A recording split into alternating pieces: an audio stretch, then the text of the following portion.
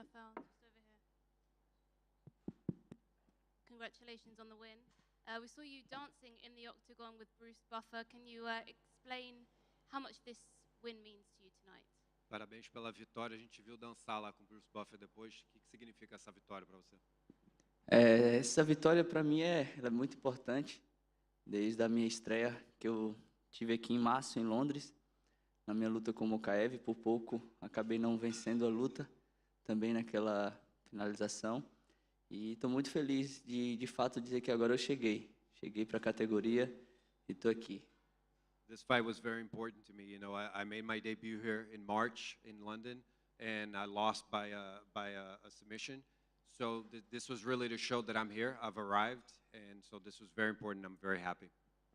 And having been through that experience of coming to the UK before, how did it feel this time around? Já tendo essa experiência, tendo lutado aqui, como é que foi vir para o Reino Unido dessa vez? Nossa, eu fiquei mais uma vez muito feliz por poder retornar a Londres e posso dizer que hoje Londres se tornou a minha casa e quem sabe em outras oportunidades eu possa estar retornando aqui para poder lutar novamente. I was very happy to be able to come back here, and I can say that, you know, London is like a home to me right now, and hopefully in the future I get to fight here again. And you were supposed to fight last weekend at the Apex with a completely different opponent. So what was that like, having a completely different opponent to train for? How did you have to switch things up and make the adjustments? Você ia lutar semana passada lá em Vegas, né, com um adversário diferente. Como é que foi mudar para um adversário completamente diferente, para vir para cá e tudo isso? Acabou que mudou um pouco da estratégia de luta, né? O meu antigo adversário, ele era um canhoto, dessa vez um destro, e o jogo era totalmente diferente, mas, como eu falei, sou da Team Nova União e a gente está preparado para qualquer tipo de guerra, sendo apanhando, batendo, apanhando e levantando para bater também. Yeah, it was a different game plan. You know, my former opponent was left-handed. This opponent was right-handed. So it was a different approach to it. But, you know, like I said, we're from Team Nova União, and we're ready to get beat up and stand back up again and get beat up again and get back up again. And you did come back from adversity. You got you with some big shots to the body. At any point, did you feel like you were in trouble?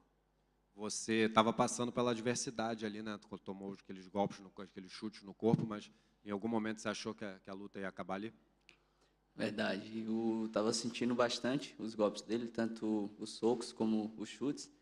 Em um momento eu achei que o árbitro iria parar a luta, eu não iria conseguir retornar, porque depois que eu tomei um soco, pegou no olho, acabou escurecendo tudo, mas consegui retornar. E aí foi quando eu vi que dava para poder vencê-lo. Yeah, I did feel his punches and his kicks, and I thought the ref might go in there and intervene. There was one punch that landed near my eye that everything went kind of dark, but you know, thankfully it came back, and I was able to see that I was able to remain in the fight. And you ended with a submission win. Did you know that you would get the victory if you had to take it to the ground? Você ganhou por finalização. Você sabia que você ia ganhar a luta se fosse para o chão? Sabia. Sou faixa preta de jiu-jitsu, sou tricampeão brasileiro de jiu-jitsu, treino com os melhores atletas de jiu-jitsu do mundo e sabia que se eu conseguisse colocar ele para baixo, a minha faixa preta ia ser superior e acabar finalizando com o carro-chefe da casa, que é o estrangulamento. Yeah, I knew that. I'm a jiu-jitsu black belt. I'm a 3-time Brazilian champion. I train with the best jiu-jitsu fighters in the world, and I knew that my black belt was going to speak louder, and I was able to submit him with what we're known for, which are chokes.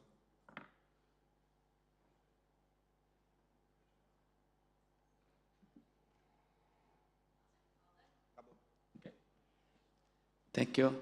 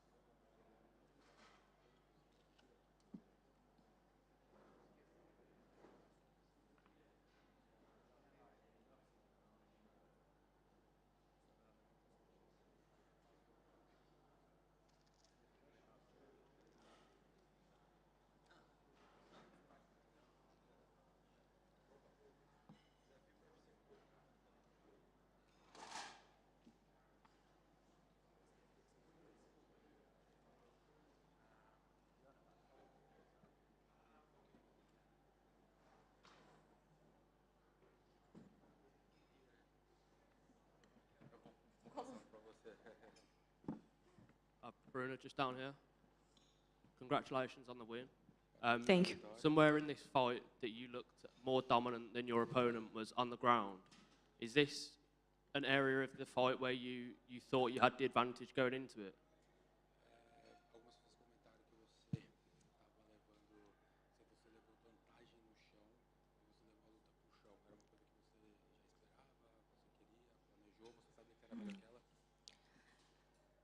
Eu treinei bastante para todas as situações da luta.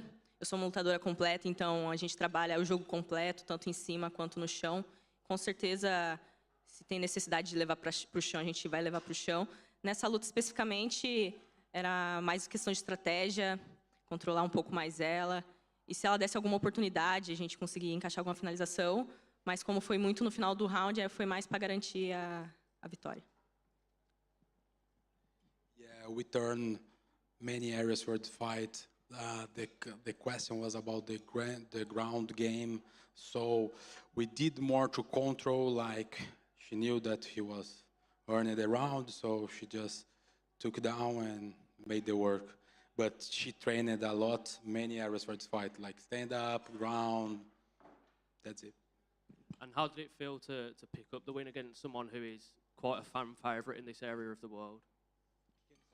Yes, how did it feel to pick up a win against someone who is quite the fan favourite in this area of the world?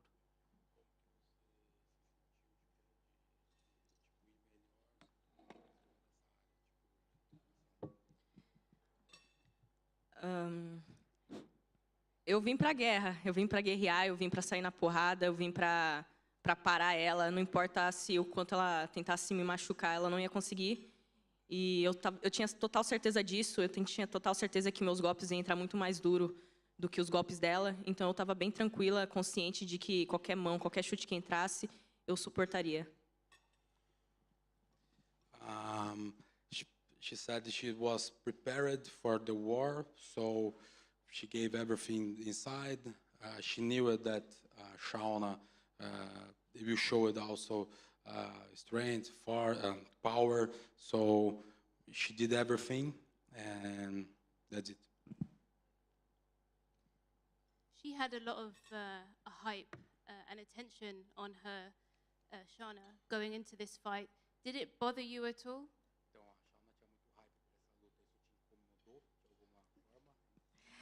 Não, na verdade, uma vez só que houve uma postagem dela que ela colocou 6-0, isso me incomodou um pouco. Eu falei, só que não. Mas tirando isso, meu foco era total na vitória. Eu me foquei muito no combate e não deixei que nada extra octógono me atrapalhasse. She said no, she was okay about that. She understands the game. So the only thing that she found, like she didn't like when Shauna posted 6-0, that she's 5-0 and she posts 6-0. So she said, not this time. Does that make the victory a little bit more, does it make it sweeter for you? Na verdade, não. Eu não me importo com a tristeza dela. Eu me importo com o meu objetivo realizado e eu estou feliz por ter vencido esse desafio.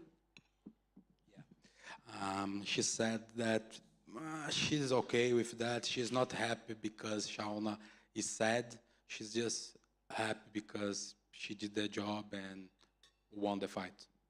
And did you feel any pressure going into this weekend, considering that you lost your UFC debut? Did you feel extra pressure that you needed to win this one?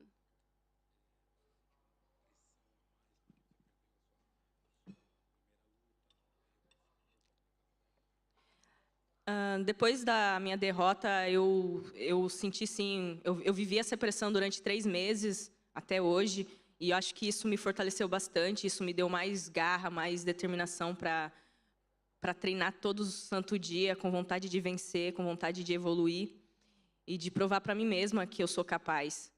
E, então eu acredito que o tropeço lá na última luta foi importante para o meu crescimento e eu agradeço por isso. Yes, she felt pressure after her debut. So But this was good for her because she was willing to prove herself and showed what she showed here.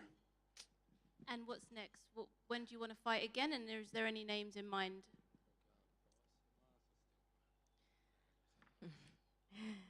Eu estou pronta para o que o UFC me oferecer. Eu tenho trabalhado bastante, vou continuar trabalhando muito para os meus próximos objetivos, que é sempre buscar vitória, sempre buscar os melhores resultados. E é isso, eu estou pronta para tudo e vamos continuar trabalhando duro.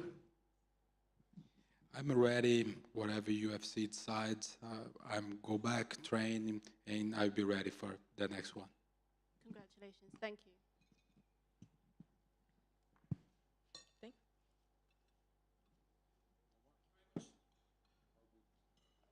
Thank you.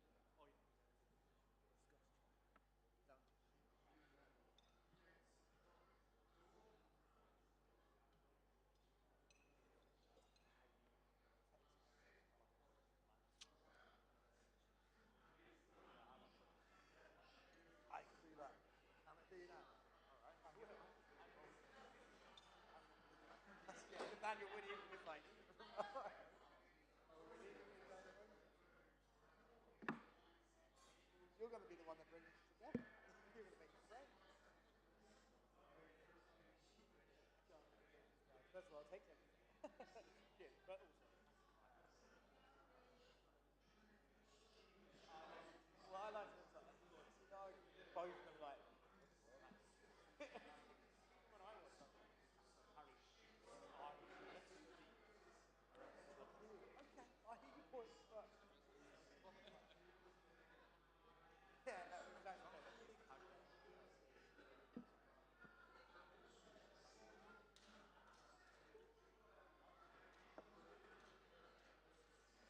ready to go. That's like when the last one was getting outside. So.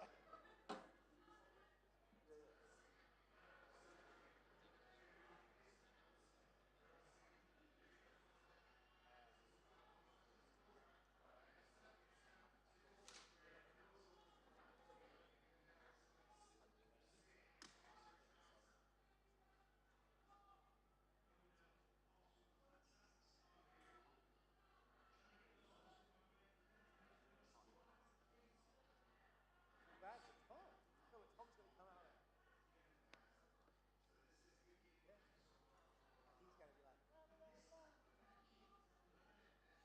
really? By the way, I told you that.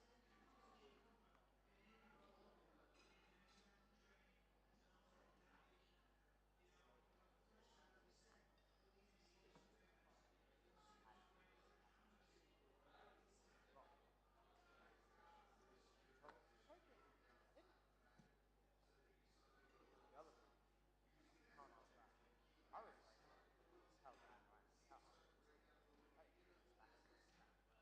was like, how bad, right?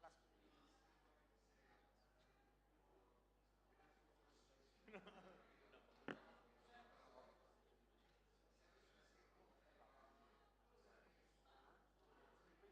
That's and I was losing my round. Round losing my round. Tired. Told you this. First of all, thank you for everything you do. Tomorrow night, I'm going to get drunk and punch people with the company and all, but today, I'm pretending I give up. So, it's like,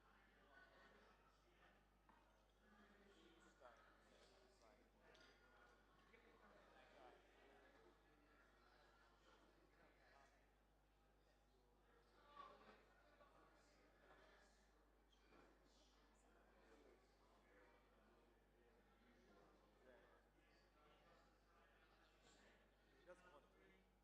Can't get him out of it.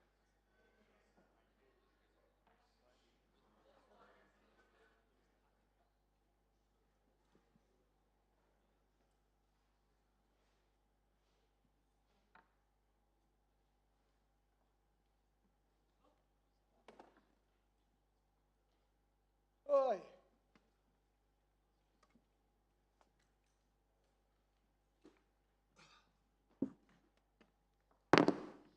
Oh, it's good to be back. Chris, well done on a great win. Were you surprised that your opponent survived that third round because you were landing so precise, so clean? Do you think he was going to make it to the end of that round? In the moment, I wasn't really thinking about that. You know, I knew Yanal was going to be tough. I prepared for a tough fight. I know I've got power. I didn't want to rush it. You know, I'm still a baby to this game, so got some good octagon time in there, and you know, it was a good performance. You were smiling in there constantly. You know, you were looking to the crowd when you was ducking them head kicks. Was that key for you to be enjoying every moment in there? Because it's not often you get to fight on a massive card in London. I know you've done that back to back. This is my dream. I remember phoning my girlfriend on the way back from a seminar, and I'd mentioned to her that, you know, when I was blowing out candles, or if I seen a shooting star, or I was making a wish, I would always say, I want to be in the UFC. So that's why I'm smiling when I'm in there. Can I swear here? And this is the fucking problem show. And just in terms of that precision striking, you know, you were laser accurate with those strikes tonight. And I can see comparisons with your teammate Dustin Poirier in there.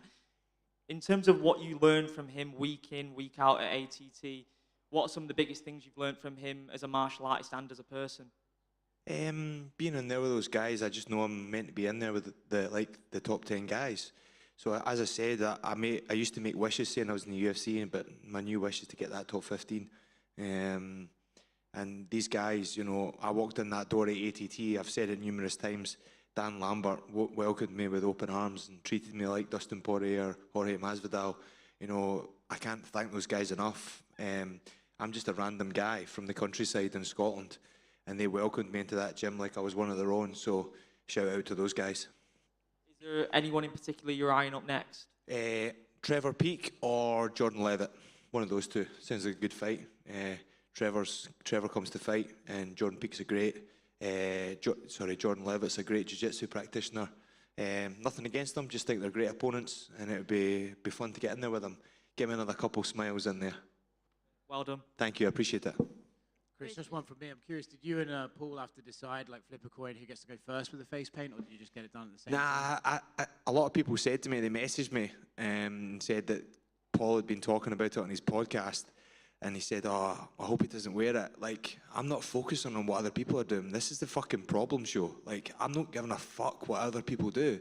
Like, I love Paul and I really like the guy, but like, I'm not here for these fuckers. Like, I'm here for myself. Like, people don't realize that, and people think it's just a show. I'm not here for a show. I'm here to fucking kill. And like, yeah, this, as I say, it's the problem show. Like, I don't care what anybody thinks. Just get on with you, and I'll get on with me. I think people underestimate that. This Of is course, a you know. life, right? Yeah, like, I'm so fucking primal, it's unbelievable, you know, like I get it, you know, but Paul started it, and like, that's his thing, you know, but we're Scottish, and I wasn't thinking about, like, it's his gig. It's just, I'm doing it for myself, you know. This is such a selfish sport, so just onwards and upwards, and he's going to fly the flag next, and I wish him all the best, you know. He's going to smash this guy, and the Scottish are coming through, so when Paul wins tonight, we're going to get a Scotland card on the go, for sure. I'll shout out to Dana White, let's get the Scotland card going, you know. We've got Paul Craig, Joanne Calderwood, you know, we've got all these great guys, so I'd love to share the octagon with my Scottish warriors, you know, and put on a show in either Glasgow or Edinburgh. People always talk about the London crowd. How hectic would a Glasgow crowd be? Yeah. Oh, scary. Chris, just over here. You now looked like he had injured his wrist after the first round. Were you aware of that? No, I didn't notice it, no.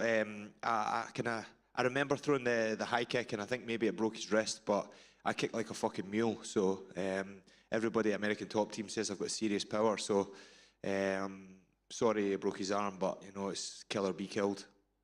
And you held up a necklace when they read the scorecards. Does that have a significance? Yeah, this is my mother's fingerprint. This is why I started this journey. My mum died April 18th, 2018, sorry.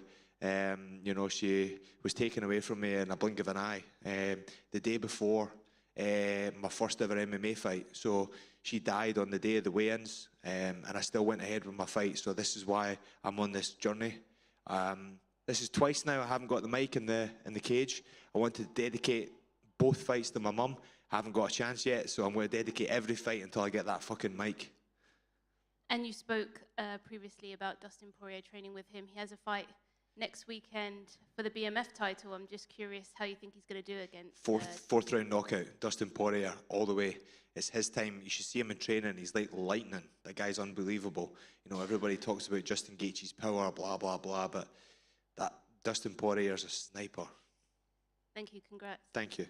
Chris, just down here.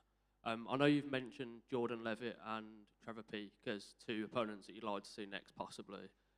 Is that UFC Paris card something you're looking at, or is that just too soon? Maybe at 170, because I'm going on holiday next week. But, you know, I'll need to have a chat. You know, I'm terrible for rushing things. Now the money's in the bank, I don't need to rush too much. You know, I'm going to go and enjoy time with my family and give time. I've only been in this country for 8 weeks this year. The rest of it's been away, an American Top Team. So I'm going to give my time to Laura and Summer because I missed them so much. I know you've actually did tweet before in the past saying that is there any lightweights that want to fight me at welterweight? So is that something that you would be up for going up to welterweight? 100%. You know, like obviously we need to show that it's just we're in a sticky situation at the moment. You know, everybody cuts weight. I cut a lot of weight as well. It's just terrible. It's just not fun. But it's what you do to get a little bit of ahead. You know, get ahead of the game. You sacrifice 10 weeks or you sacrifice on the night. So if any of these lightweights want to fight at 170, give me a call. Sounds good. Congratulations. Thank you. All good? Thank you for your time, guys. Thank you.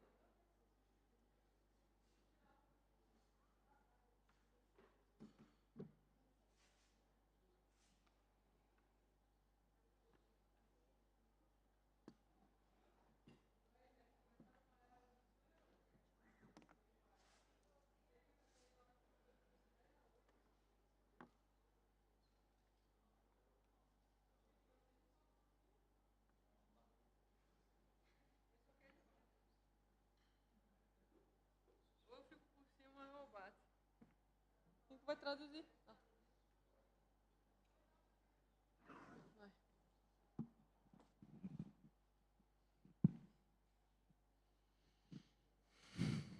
Killing just over here.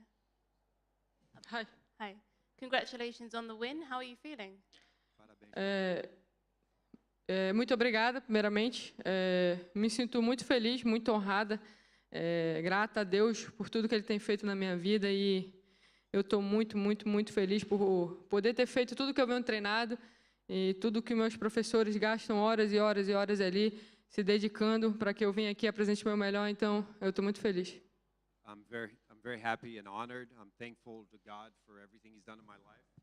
And I'm very happy to have been able to put into practice everything we practice in the gym and everything that I did with my coaches. And how did the fight play out? Was it everything that you expected? A luta desenrolou como você esperava? Então, eu sabia que ia ser uma luta muito dura, né? Na verdade, quem me acompanha sabe que eu nunca tive vida fácil dentro do UFC. Eu sempre lutei com os melhores. Nunca disse não para nenhuma luta. Eu não acredito em atalhos se você quer ser campeã. Então, com certeza, a luta desenrolou da forma que eu imaginava. A Penny é uma atleta muito dura. Você pode ver isso nas lutas dela. Então, eu estou muito feliz, né? Para mim, você é superior do que o outro atleta quando você tem chances iguais, rounds iguais e você consegue superá-lo. Eu não me acho melhor de uma pessoa se eu conseguir engatar um golpe de sorte ou finalizar na sorte. Eu acredito que você mostra que você é melhor que a outra quando você luta 3 rounds com ela e se mostra superior. Então, estou muito feliz de ter saído de uma luta superior em cima de uma atleta tão dura quanto a Penny. You know, I've never had an easy run in the UFC. I've always faced the biggest names. I don't believe in shortcuts. I believe you have to always face the toughest challenges, and I knew Penny was going to be a tough challenge. And, you know, I really believe that you really show how good you are, how you're worth when you fight 3 rounds, not just when you land a lucky shot or a lucky knockout. So I knew it was going to be a tough fight. I knew that she was going to come in strong, and I knew we were going to have a very tough fight, and I knew it was going to be 3 rounds. So I feel like I showed. I don't feel that I'm better than anyone, but I showed that I'm better over 3 rounds. And like you said, Penny is she's very tough. But was there anything that she did that surprised you at all? Ela é muito dura mesmo, mas tem alguma coisa que te surpreendeu? Cara, eu acho que eu não fui tão surpresa pela Penny, porque eu não deixei ela lutar. Eu me impus desde o início da luta, então por isso que eu não me surpreendi com tanta coisa, né? Com certeza que se eu deixasse ela se soltar, com certeza ela ia me trazer grandes problemas. Então eu entrei ali naquela luta para ser a protagonista, né? E é isso que eu fiz e me impus. Então assim, eu treinei muito, eu sabia que ela era muito dura, sabia que apesar de ela ser uma atleta, uma strike, ela se virava muito bem no chão. Então, eu cheguei muito bem preparada nessa luta e por isso não teve surpresa. I think that she didn't surprise me as much because I just simply didn't let her fight. I didn't let her impose her game plan. You know, I went in there to be the lead character. I wanted to go in there and be the lead fighter. And I knew she was very tough on her feet and on the ground, but I knew that I could impose my own game and stop her from doing her own. And now that you're back in the win column, what do you see for yourself for the rest of the year? E agora que você está de volta com a vitória, como é que você vê o resto do ano para você?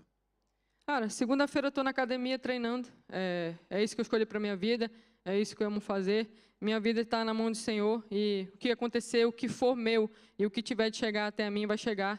E a única coisa que eu tenho que fazer é estar preparada para isso.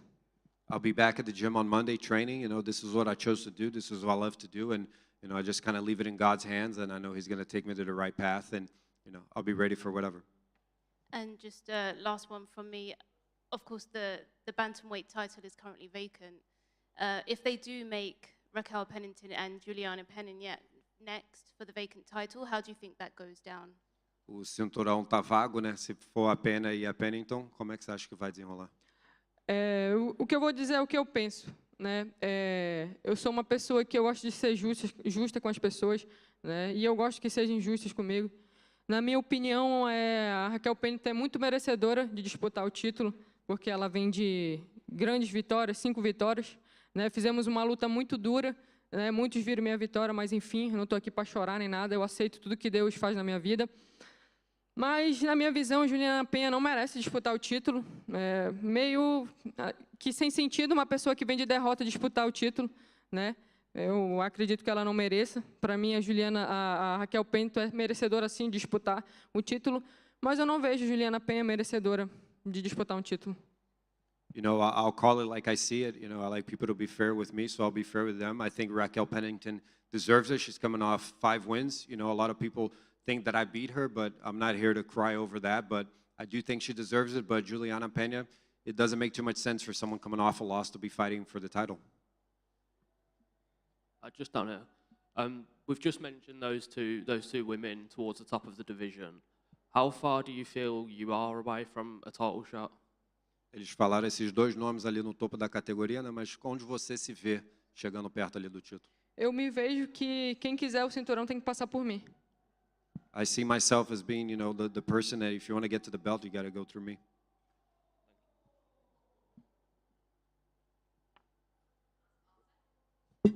Thank you.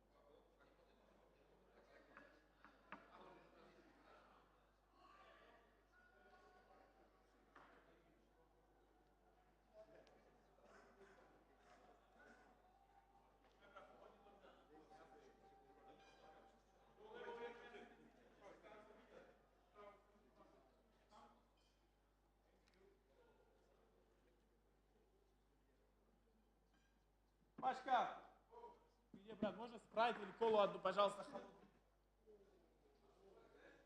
Кола или спрайт? No, guys.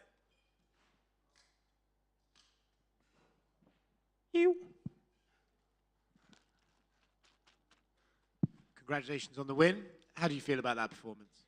I'm feeling good because I'm working for this fight a lot in my coaching. Andrzej Koszewski, Petr Monster Kniže, and my sparring partner Pasha. I'm working hard for this fight because it's last chance stay in UFC, And I don't know, you know, you don't know. I have my organization in my country.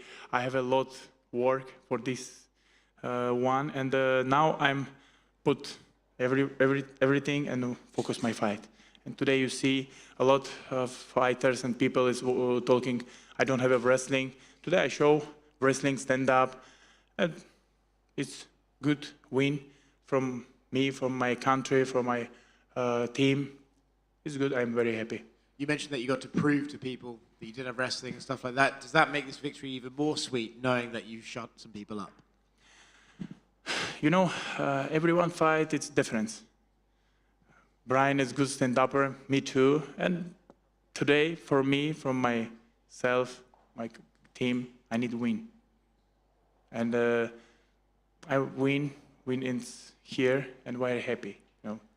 Did you feel pressure coming into this fight? Yeah. Everyone fight, I have a pressure because I have a lot of fans in my Instagram and my country, in Uzbekistan and Czech Republic. I'm first UFC fighter in Uzbekistan. You know, maybe I'm blind you, yes, I don't pressure, nothing. It's from my head, you know. I don't going in a fight from money, not. From history. A lot of people is fighting from money. Money is come, is lose, and history stay. You mentioned then, you know, about the pressure and stuff. So does this win, is it happiness or is it relief? Yeah, very happy. Because it's Brian, it's 10 years in the UFC. When I'm starting in UFC, it's fighting in UFC. You know, before I see his fight, when it's a mix and his name, I told him, yes, I give this fight. Never I not talking and I not fight for this one guy. In UFC, before UFC, because I'm come to MMA and come to, my dream is come to UFC. I'm in here, now I'm a little bit problem and before fight, my right hand, my knee, before fight. And I not cancel because this fight, I need this fight. When you're fighting a guy that you used to watch, is it kind of weird being in there and thinking like, oh, I saw this guy on TV and now we're punching each other? Yeah, every time. And you know, after this fight, every time I'm see my fight, and I thought, fuck, it's not me. You know, I have a, you know, jak bude chyby, bracho? Jak dělal, já jsem dělal mistake, you know, every time I told him. And it's fine, you know, when you see watching in a TV, it's different. When you're in a cage, it's different. Congratulations on the win. Yeah, thank you so much. Well, how surprised were you at how tough Brian Barberena was? Barberena have a good chin, brother. You see, 2, 3 more. And one is it fake, you know. I'm not stupid, brother. I'm come here for win. I'm dead here and not lose, brother. Because it's last fight in my career in UFC. When I win, I have a new contract. I think it's good fight. Not in, you know, on the wrestling, I'm sleeping. I think it's people, it's like, you know, I think it's Mick Hunter sent me good contract. I'm here. So you mentioned before being one of the only fighters to be able to represent your country in the UFC. Yeah, when I'm starting in MMA, and MMA Monster, it's my coach. First coach is coach and my dad, you know, in the Czech Republic. I'm come to Czech Republic, changing in my life from better because my dad have a problem. It's a hospital, 3 years, and in Uzbekistan you need pay for everything. It don't have a. Jak bude zdravotní bracho? Zdravotní jak bude? Zdravotní. Pojištění. Okay, you need to pay for yourself, for everything, for the hospital, you know? Insurance don't have it. And I'm going in a Czech Republic, give money a little bit in my friends, and my life is changing when I'm starting MMA, you know? MMA is not only my work, it's my life. Why I have now in Uzbekistan, it's my country in organization, because I'm support young sportsmen and MMA fighter. Same thing in me when I am starting. And I'm going in the Czech Republic. No, now I stay in Uzbekistan. and I help for everybody. Yeah. And how important do you think wins like this on this sort of stage? How important do you think that is for the growth of mixed martial arts in Uzbekistan? Now it's Uzbekistan is very nice guys. Now, when it's 5 years before, it's open MMA association, and Otabek Umarov, it's president in MMA. In Uzbekistan, it's changing everything. Now it's support young guys. Now it's not only me in UFC. It's have 2 more fighters, Nur Sultan. Now it's Bagdan Guskov. It's very nice from Uzbekistan for me, you know. Congratulations. Thank you so much. Брат, дай мне спрайт или кол. Бля, братан, я тут не дойду просто. Sorry, guys. He's giving my cock here, and my knee is problem. I don't let him give me. Sorry. It's finished? Yeah, okay. Congratulations for the win. Which fighter do you want next? Next, my opponent, it's me, my injury. And I told you, Mick sent me, who he said I'm give fight, because I'm here for fight. I'm ready for everything. Thank you. And maybe, for me, it's good November in the Madison Square Garden, because it's a lot Uzbek people in here, my army, you know, it's fans. I like my fans. I told you, money is good contract, you know, and it's not everything. Thanks. Махмуд, вопрос такой. О, нифига, it's good, okay. Вопрос такой. Очевидно, что в UFC у тебя немножко... Ближе чуть-чуть, не слышно? Еще ближе. Очевидно, что в UFC чуть-чуть сложнее у тебя складывается карьера, чем до этого. Не так все идеально, но уже пройден определенный этап у тебя в UFC. Ты можешь сейчас как-то сказать, над чем тебе пришлось работать, чтобы закрепиться в этой организации, и с чем ты столкнулся, с какими трудностями ты столкнулся на этом уровне, который тебе сейчас приходится превозмогать? Мы видим, что ты очень сильно эволюционировал как боец. Спасибо за вопрос. Знаешь, до UFC и такого напора не было, не переживал. Сейчас чуть-чуть напор, очень много людей наблюдают и ждут моей победы. 2 раза, когда проиграл, все так чуть-чуть отошли и говорят, вот он уже не уровень UFC. Я сам виноват, потому что очень много начал заниматься организацией, там, здесь. Но я тренировался, но фокус был уже в другом месте. Сейчас я откинул все. Вот мой тренер Андрей Колчевский и Петр Монстер. Я приехал и говорю, надо выигрывать. И сегодня вы видели, просто когда попала голова в голову, у меня чуть ноги так чуть-чуть я почувствовал. А так все было хорошо, функционалка, борьба. Я думаю, я не хотел его валять. Я просто боролся, аккуратно работал. В Анкосе очень хорошая борьба, там работаем каждый день. Мне ребята многие пишут, вот борьба, работай на борьбу, в комментариях если зайдешь, 100 сообщений, комментарий, там 30, Махмуд, работай на борьбу. Мы работаем, мы тоже как бы на заборах не рисуем фломастером. Работаем, развиваемся, и слава богу, сегодня вот победа. Hi, congratulations on your win tonight. Fantastic. You've earned that Coca-Cola. What does it mean to you? I like cola, brother. You deserve it. Well done. So what does it mean to you? You've achieved your dream now in the UFC. What does that mean to you, literally reaching your dream? Brother, you know, my life is a dream. My life is a dream. Because I'm from Uzbekistan, big country, and a small city in Bukhara. When I'm starting in a sport, I don't believe I'm stay here now. I give you interview. You know, it's dream from lot young fighters. Now I'm here. I'm first in Uzbek fighters in UFC.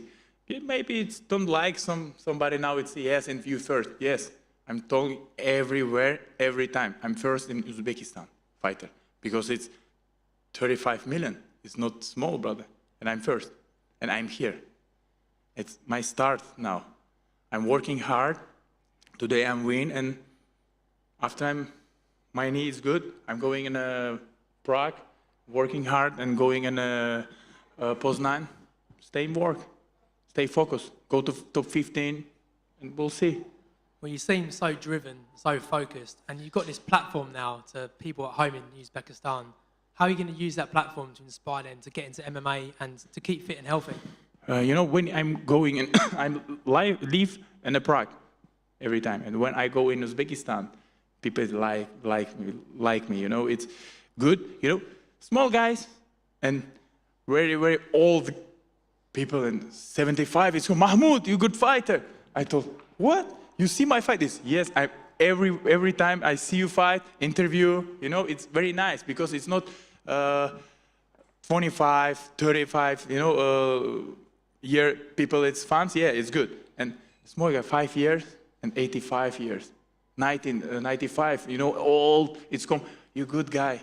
You're not only fighter, good, you're good guy. It's, for me, a motivation, you know? Very nice. Well, you're an inspiration to many, so well done. Congratulations. Thank you so much. Thank you. Thank you so much for everybody. Thank you, guys.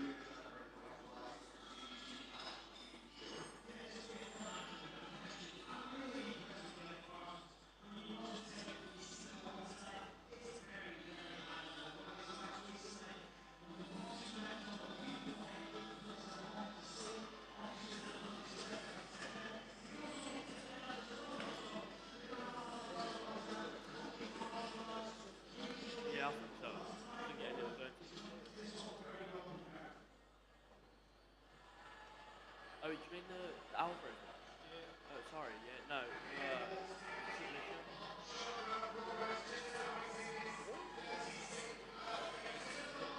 Oh, I didn't see it. Oh, I didn't see it.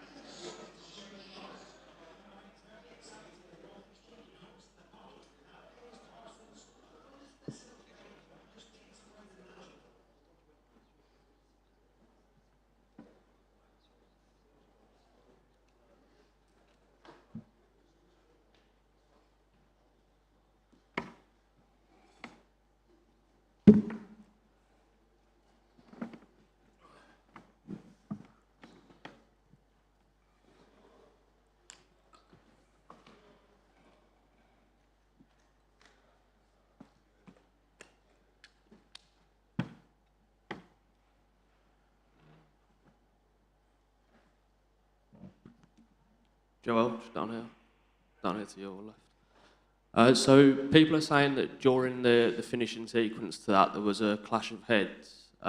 What's your thoughts on that? Did you feel that that was the case?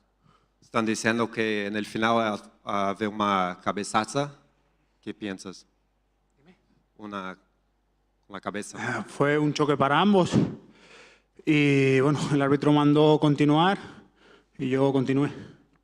Yeah, we stopped. The ref told us to keep going, so I kept going.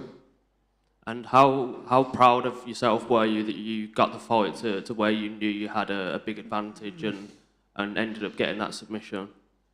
¿Estás muy orgulloso de usted que terminó la pelea así? Estoy contento, bueno, sabía que si ganaría sería mi finalización, ¿no? Son 20 victorias, 20 finalizaciones, creo que no conozco otra manera de ganar. Yeah, I'm happy. I was happy to get the submission. All my victories come from submission, so I was happy to go in there and get one more. And what's next for you following that win? How soon would you like to get back in there? Come back to the top 15. Thank you. Hi, congratulations for your fight. I have a question about that. There is a fight in Paris between Thiago Moises and Benoit Saint-Denis. Both of them are very close to you on the rankings. Is the winner of this match something interesting for you? Thiago Moisés y Benoit Saint-Denis van pelear a París. Están muy próximos a usted en el ranking. ¿Es una cosa que interesa? Con Thiago Moisés ya he peleado. A Benoit lo conozco y la verdad que al final son luchadores que también pueden ser fácilmente tops, ¿no? Estar dentro del ranking, así que pueden ser futuros rivales. Yeah, I fought Thiago Moisés before and Benoit Saint-Denis, somebody that I know. So there are two guys that are very at the top and two possible guys that I could fight. Thank you very much. Just over here. How did it feel fighting in London? Obviously, it's been a while since you fought in Europe. ¿Cómo sentiste peleando aquí en Londres? Hay muy tiempo que no pelea en Europa. Hace 4 años que no peleo en Europa, ¿no? Y la verdad que el volver a pelear con público, el volver a pelear delante de la gente, más con este gran ambiente que hay en Londres, es fantástico, es fabuloso. Yeah, I hadn't fought in Europe in 4 years, and just being in front of people and fighting in front of these people here and fighting in London was amazing. And you've got Ilia Topuria doing big things at the moment. There's been talk, Dana White has mentioned, about trying to get the UFC to Spain. How much would that mean to you if you were able to, you and Ilia perhaps, be on the first card for the UFC in Spain? Dana White dice que es posible UFC en España, Ilia Topuria está en el topo, usted también, ¿qué piensa? UFC España 2024 es un hecho, o sea, es un hecho, está podemos confirmar que UFC España está ahí a la vuelta de la esquina. Yeah, UFC Spain 2024, it's done, it's going to happen. We're going to confirm that pretty soon. Hi, Joel, just down here. It's your first time winning since November 2021. How good did it feel to get your hand raised? Es tu primera victoria desde noviembre 2021. ¿Cómo se sientes? La verdad que bien. Son casi 2 años, ¿no? Sin volver a la senda de la victoria. Solo habíamos peleado una vez desde entonces, en 2022 con Arman Sarukian, y caímos derrotados. La verdad que hemos vuelto, estamos de regreso y a partir de ahora estaremos más activos. Yeah, I only fought once since then, against Arman, and the reality is that I'm back. I'm here to show that I'm back and active. Are you looking to be more active now that you're back? ¿Quieres estar más activo ahora? Sí, desde ahora estaré bastante más activo. He tenido varias lesiones, iba a regresar en febrero en Australia, por problemas con el visado no pude pelear, así que ahora ya volveré a estar más activo y volveré a estar en racha. Yeah, I want to be more active. I had some injuries. I was going to fight in February in Australia and I had some visa problems, but now I want to stay more active. And are there any dates, looking ahead to the UFC schedule, are there any dates that you have earmarked for your next outing? ¿Tiene una fecha que piensa para pelear la próxima pelea? Seguramente antes de que acabe el año estaremos de vuelta. For sure, before the year's over, we'll be back.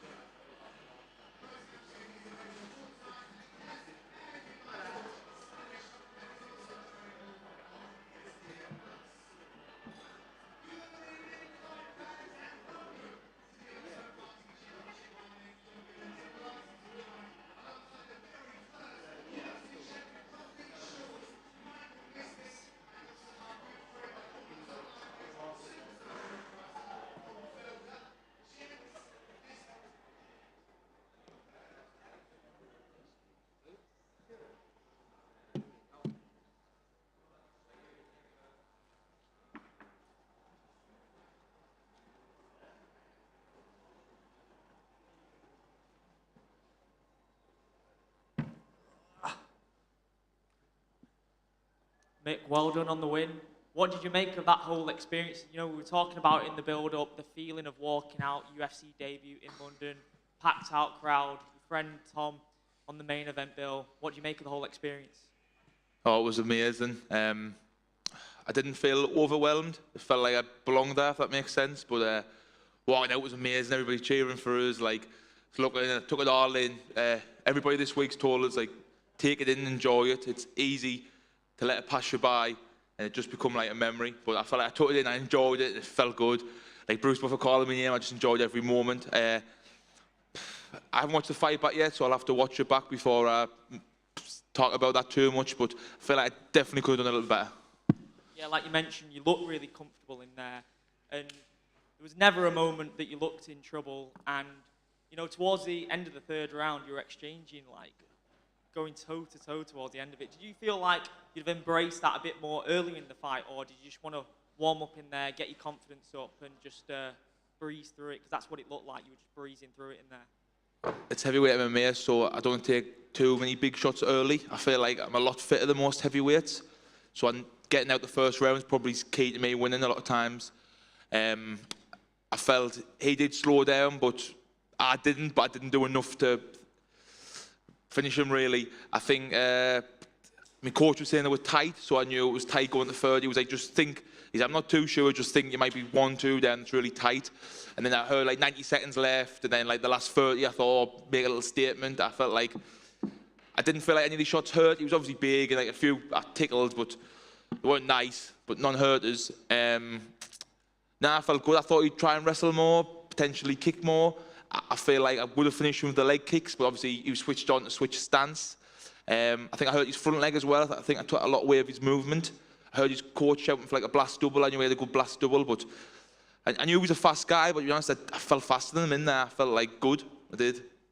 We spoke about this before the fight as well. You know, the rise that Tom's had, you'll be looking for a similar rise, and you'll be wanting to bring the UFC back to the Northeast, because we mentioned 2008, 2009, that was the last time they had an event over there. Is that well within your plans now within the next 2 to 3 years? Oh, that would be amazing for it to come to the Northeast. A few other guys from our gym and a few of the Northeast are getting on the Contender Series now. They're pushing to look for the UFC. So I feel like next year or two, there'll be loads more guys from the Northeast in the UFC. My gym, a few guys are like pushing on for it themselves. So give it a couple of years, there might be a few Northeast stars, and then potentially it could come up there. But as long as it's in the UK, that's the main thing. Just get some UK cards so I can fight in front of this again. And I was speaking to Phil DeFries as well. You know, you guys, you, Phil and Tom, have had an amazing camp together. 2 out of 3 so far. And with Tom looking to do the business later on tonight as well. Do you feel like that is the best heavyweight MMA gym in the world that you guys have got together right now? I think it is. I haven't been too far many gyms.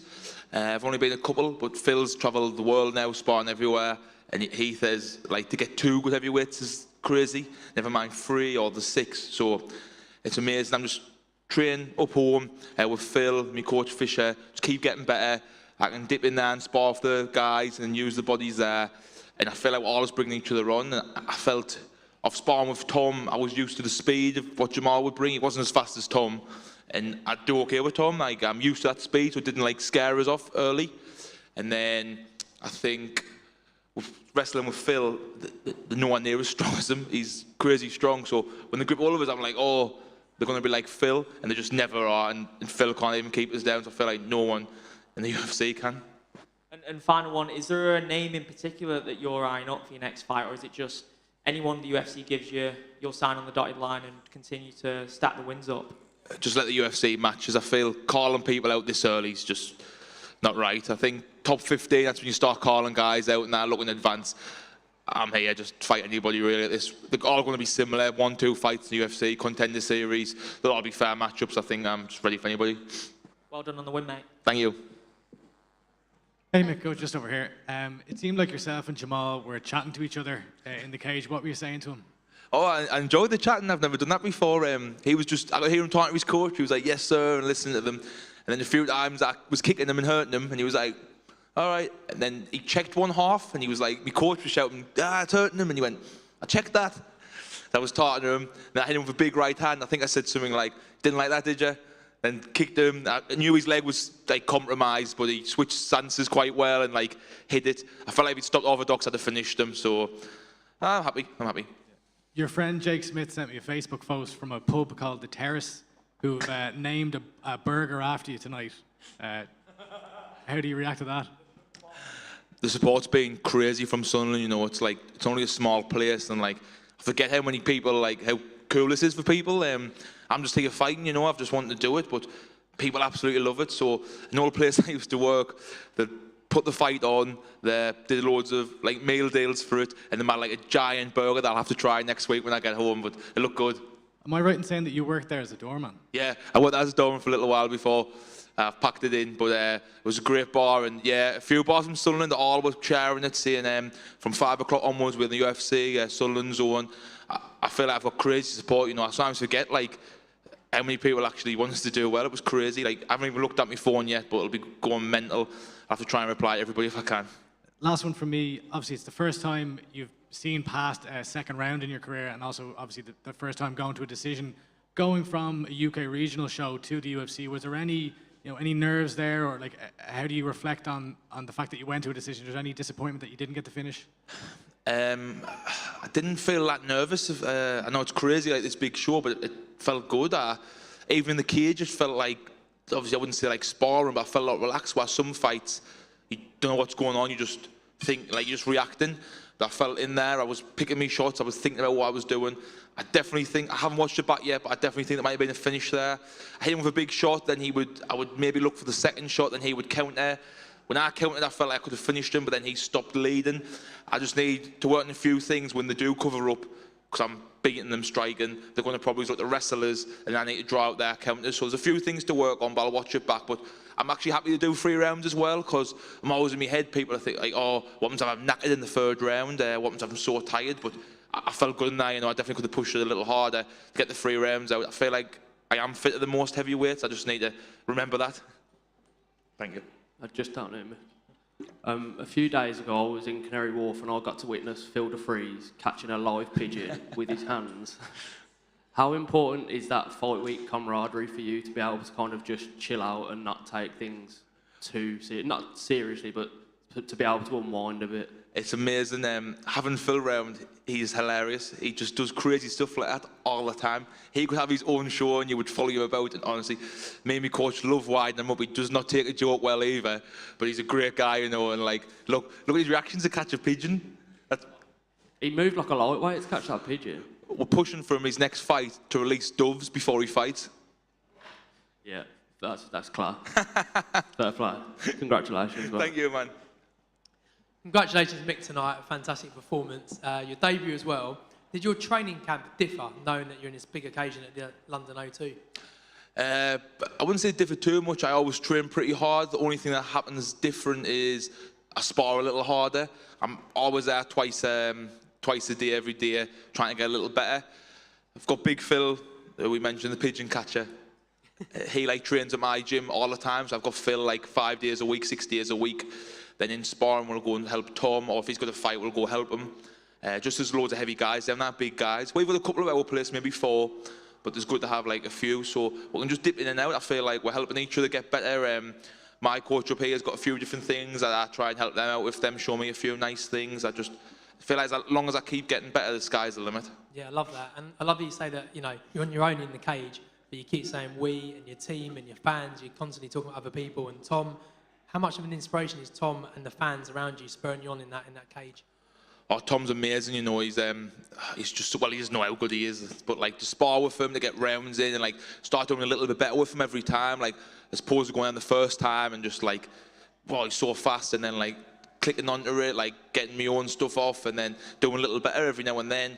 It's been amazing, but the fans was crazy. That was amazing, but I keep going back to Phil, but my coach Andrew Fisher as well. Without them two, I wouldn't be here. Love that. And also, last one for me, your composure is like second to none, because even now you seem so composed and relaxed. What's your advice on us to keep this composed? Oh, I don't know if a few things helped. My coach kept saying, you get into fighting because you enjoy it, and people start struggling when they put the pressure on themselves. I've always thought like, oh, you're half all right at this, just say how far you can take it. So I just take it one fight at a time. Like, nobody knows how good I am, so I'll just keep pushing on. If I keep getting better, I feel like I can go all the way. And just a few years back, maybe I had like a belief, would never think like, oh, you could fight in the UFC. And like, if you'd saw us when I was 14, 15, like I was not athletic one bit, didn't even like sports.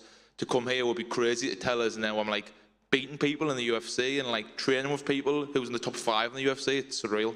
I love that. I love that sport has changed your life, and now you deserve that burger next week. So Thank enjoy you. that. Thank you. Done.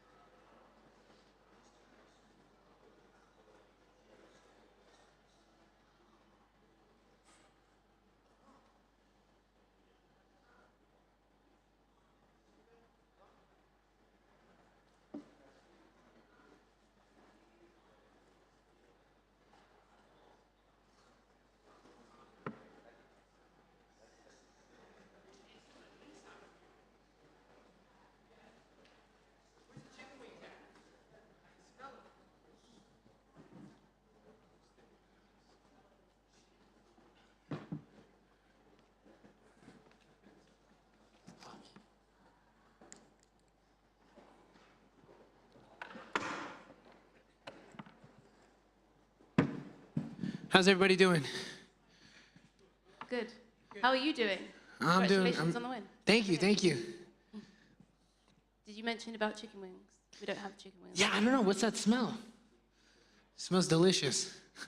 How are you feeling, obviously, coming off of a UFC debut and to get the win like that? Yeah, I'm feeling great. It was getting kind of crazy at the end of that second round. I was thinking to myself, man, we're going to have to go another round of this. But yeah, I was able to put him away. Were you expecting it to go down like that? I knew I eventually was going to catch him, and I just had to stay composed and just make sure the follow-up shots were fight-ending.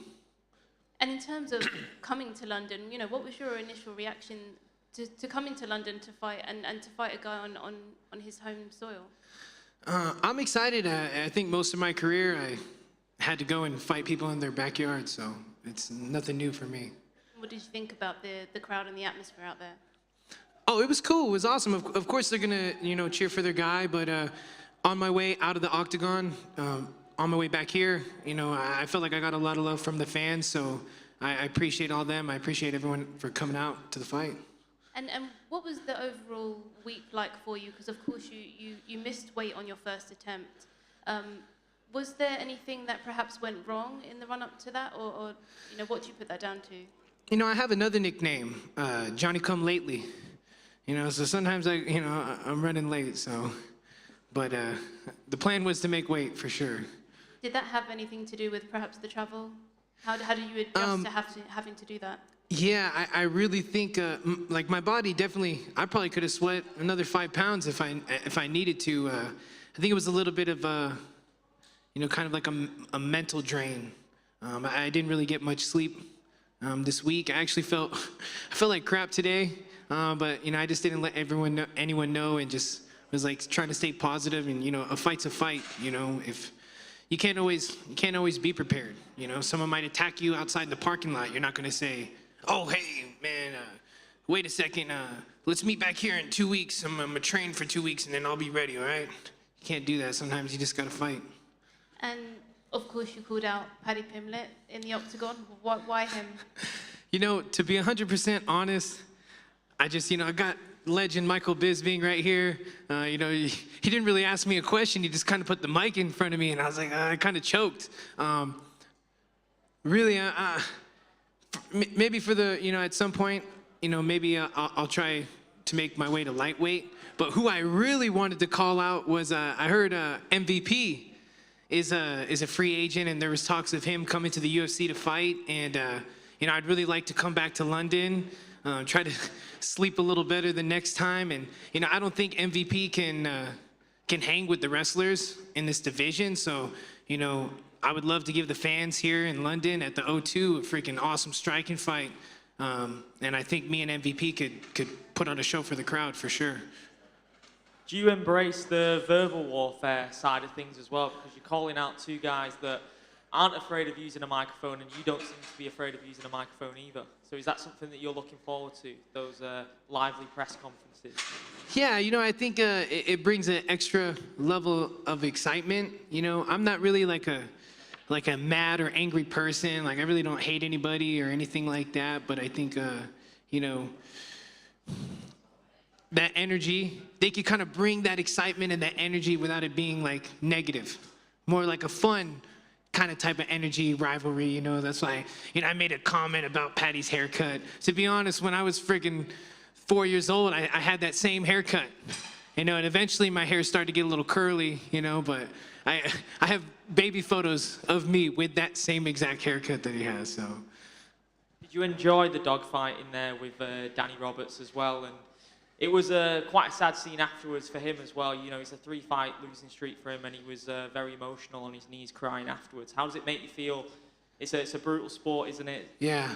We're just all out here trying to just make a living for our families, and, as men, we got to be providers and leaders for our families. So, it's tough. It's tough to go through that loss, because it's like, it's not just you fighting for yourself out there. You're fighting for your family, you know what I mean? I coach Muay Thai back in Las Vegas at Syndicate, and I got a lot of students that look up to me. Since winning Contender Series, I cornered somebody every month up until May this year. I cornered fighters, sometimes 7 fighters in one night, sometimes 10 to 15 fighters over a weekend Muay Thai tournament. So like there were some months where I cornered 2-3 times in a month. So I was like, you know, after Contender Series, getting ready for my debut, I had some injuries and stuff, and I had to completely, you know, take a bunch of time off training. And then that's when I kind of was just like so invested in coaching and trying to help young fighters in ways where I felt like, you know, 14 years ago, if only someone took me a little more serious and gave me the help that, you know, I needed, you know, so I just try to be that person for these young fighters and, you know, help them get fights and then, you know, be there to corner them and things like that. So I was like really invested in that. And then I just had to tell them like, hey, it's my turn now, guys. And I had to take a little bit of time off and started coaching less classes, doing less, you know, personal lessons and stuff and, you know, focus on myself. And what did you make of being in enemy territory in England tonight? I think you won over all the fans in there with that performance. Yeah, you know, it's like I said, you know, I've been there before. You know, majority of my fights, you know, my amateur career was all in Las Vegas. They have a pretty solid amateur scene there. But once I went pro, they really don't have any regional pro fights in Vegas to build your record. So like I was always going to other places to fight, you know. So I'm used to it. You know, I've fought in Hawaii twice. You know, I fought in China, I fought in Thailand. So, you know, other states. So I'm used to going to enemy territory. That's just what we do. Final one, if the MVP fight doesn't happen, if he doesn't sign with the UFC, and if you're not dropping down to meet Paddy anytime soon, who at welterweight would you want? Man, that's tough. There's a lot of good fighters. I know that there's that card coming up in Vegas at the T-Mobile, September 16th. You know, I'd love to fight maybe you know, a Mexican fighter on that card. You know, that would be pretty exciting. Well done on the performance. Thank you. Johnny just here. You've mentioned obviously Paddy and spoke about his hair. Do you think you rock the better haircut than him? Definitely. Let's make a vote. Someone put the vote up. We'll run a poll on Twitter. Yeah. Did the mullet come into consideration, sacrificing that when you missed weight the first time round? Did you ever consider sacrificing the mullet? Yeah, I was when we were cutting the last pound. There was some moments where I told my coach, I was like, man, just cut it off. And I said, hey, just leave a little piece of the mullet in the back. We'll make it to a little, you know, a little Jedi Padawan braid. I said, hey man, I'm not a Jedi Knight anymore. I'm demoted. I'm a Padawan because I didn't make it. So I was ready to let some of the hair go and just have like a little braid hanging by because I'm a Star Wars fan. Congratulations on that. Thank you. Hey Johnny, just one for me. How did you get the nickname, the Sluggernaut? Man, honestly, I think it was something I came up with as a joke. The name I was rocking with before was the Paradox, you know, and that kind of came out from, I had broke my foot at some point in my career, and the recovery was rough. And when I first started training again, I couldn't have my right foot as my rear foot anymore. It just like, there was just so much pain, and I wanted to train. So I was able to have it as my lead foot and kind of have like a flat front foot, you know, using my jab and stuff. And then, you know, it's kind of what, you know, and I learned a lot. I grew a lot as a fighter because of that, and kind of realized like, man, Southpaw's weakness is another Southpaw. And I seen that tonight when there was a couple times I went Southpaw, and it's like he couldn't stop my jab. I was like, dang, this is kind of easy, you know. Maybe I should just stay Southpaw the rest of the fight, you know. But yeah, the Sluggernaut was kind of like a joke name. And then, man, when I would tell everybody it, and I would say my little punchline for it, they were just like, dude, we love that. Man, forget the Paradox. That's not cool at all. You got to be the Sluggernaut. So I just started rocking that. Well done tonight. Do you know what? I love watching you perform tonight. You look like you was enjoying every single minute. You clearly love the sport. Even now, you've got a big smile on your face. I know you've won. But what does the sport mean to you? Aside from performing around the world and getting the victories, what does this sport mean to you? Man, it means everything. From a young age, you know, when I started to learn, you know, when I started to realize that, like, you can get respect with your fist. And I'm not a mean person. Like, I wasn't getting in, like, lots of fights growing up and stuff. But, you know, very quickly at a young age, I realized, like, man, people respect me because of this. And, you know, I started getting into training and things like that. And I was never really, I wasn't the most academic person. And where I really found my calling was training martial arts. And really since 16 years old, I've just invested all my time into training. And, you know, there was points in my career where I, you know, wasn't managed. I wasn't being managed, and I just was taking hard fights, whatever I could get. And, you know, there was points where, you know, I was jumping back and forth from Muay Thai and MMA, and I didn't know what I was going to do. I was like, I honestly thought I screwed everything up. I was like, man, I did this all wrong. And, you know, and then eventually I caught eyes of some managers and stuff, and, you know, they helped build me up, and that's how I'm here now. Like I said, you're very positive, and I love that. Like, it's quite infectious how positive you are. You said you didn't feel good this morning.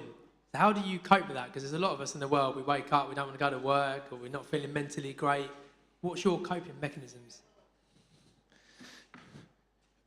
I don't even know if it's really like a coping mechanism, but sometimes you just got to deal with it. You know, it's like you can't just stop. You got to keep moving forward. You got to keep going, you know. So I just think, you know, there's not really any, I think the special recipe is just do it. You know, you have to. You just got to do it.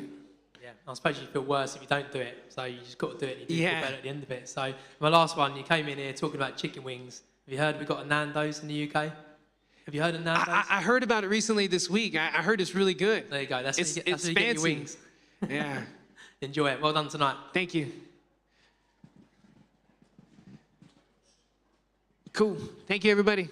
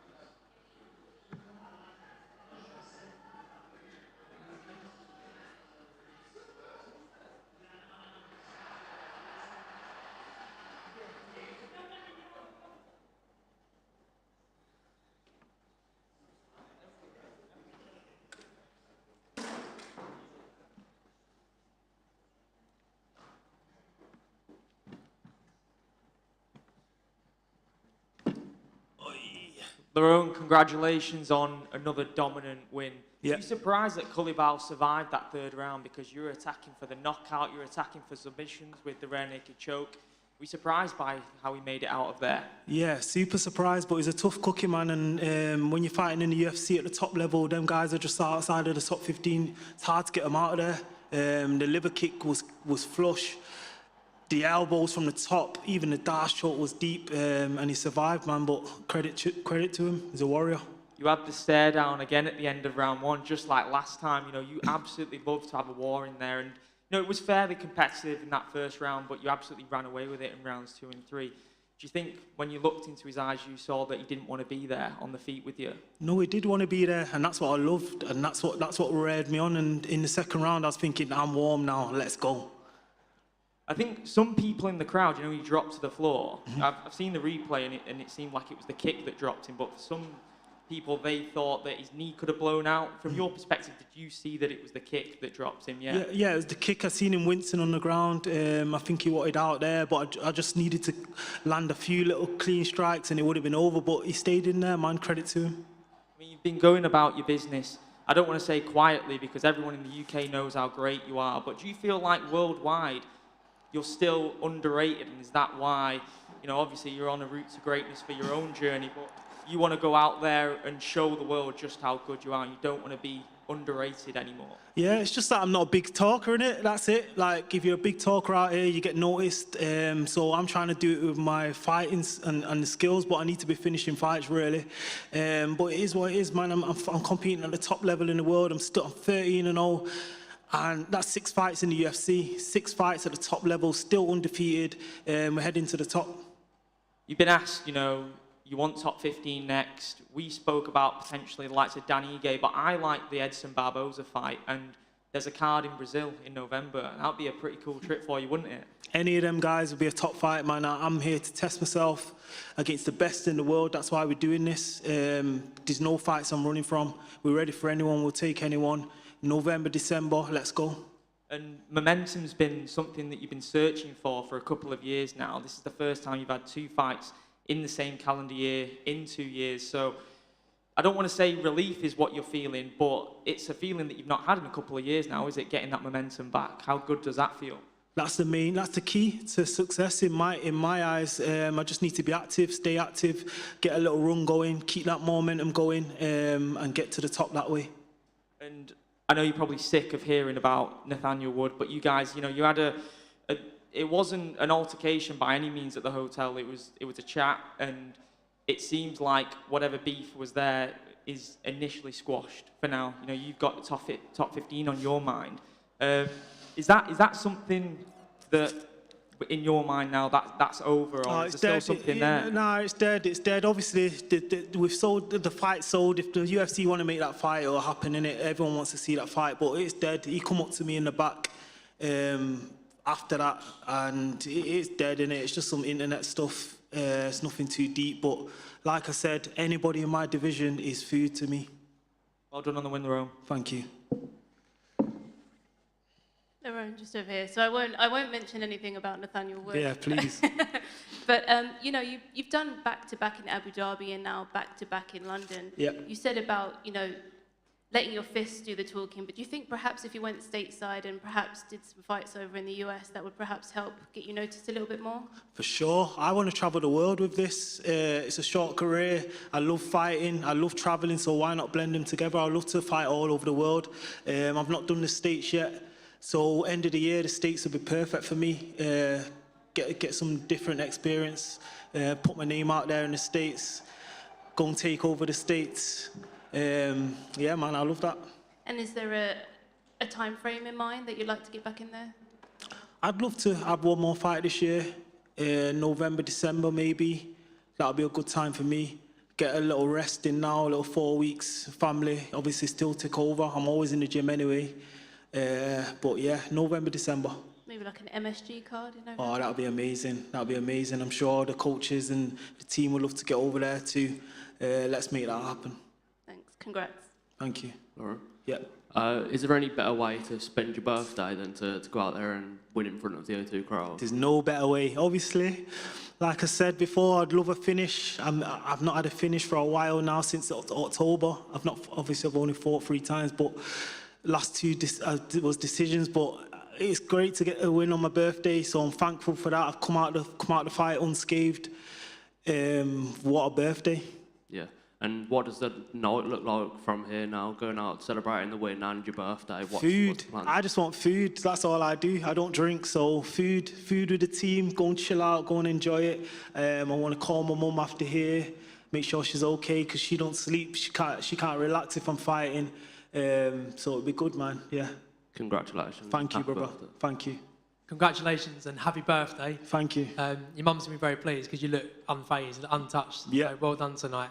I want to know, you probably hear these questions all the time, but your knee injury, being shot, these are huge moments in your life and adversities you had to come over. Mhm. Does that make it all the more special tonight performing at the O2 Arena? Yeah, for sure, man. My life's like a movie. It's crazy. I'm definitely going to write a book when this is all wrapped up. Been through it all, bounced back from everything, and I've got purpose. Definitely got purpose, and we're going to get there together as a team. Well, again, the performance tonight was so dominant and you got the stoppage tonight. Do you go out all the time looking for the stoppage, or is it when it comes? It's just when it comes. Like I said, I hurt him a few times. I tried to get the finish. Didn't get the finish, but that's what we always go out to try and get the finish. I'm a finisher. I like to see myself as a finisher. Yeah, well done tonight. Brilliant work. Thank you. All done? Yeah, nice one. Thank you.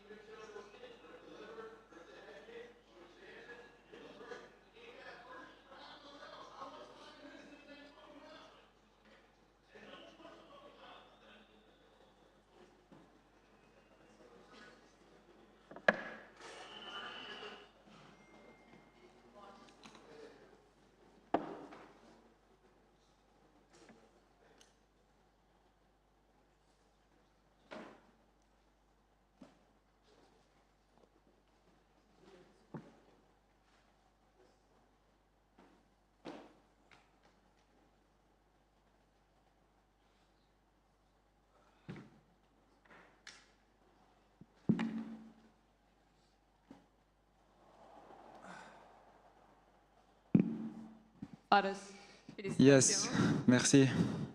First of all, I see you limping. What happened to your leg? The last leg kick, they hurt me. Do you think it's going to be like, because I know you want to fight in Paris, do you think it's going to be, or you still don't know? The doctor says it's not break, so I think it's just, Swollen? yes, but everything good. All right, well, let's talk about the fight. When I spoke to Jai in Media Day, he said he felt like you were going to shoot. Were you? And when I spoke to you, you said you expect grappling, but were you surprised that he grappled first? No, because I think I touch him with my left hook, and when I touch him, he won't wrestle. But I know he won't wrestle, but this wrestling is not good. But Jay is strong, and he have good cardio. Did anything surprise you from Jai? Because you said, you know, his striking is good, you felt like yours was better, but did anything surprise you in the fight? No, just me. I think I was a little bit too much respect for him. That's why I don't go. But I won't fight in Paris. The O2 Arena is a big moment in my career, so I won't win. But I respect too much Jay. Normally, I go war with him. And you mentioned Paris here. Do you think because you want to fight in Paris that you changed your approach a little bit, that you wanted to be careful to make sure not to get into a war? No. But this week, I was in my hotel, in my room in the hotel, and we have big news of my brother just here, Yanis, fight in UFC Paris. So we are very happy. And I says to him, me and you, same card, is a dream for a long time. We're beginning the MMA career, me and him.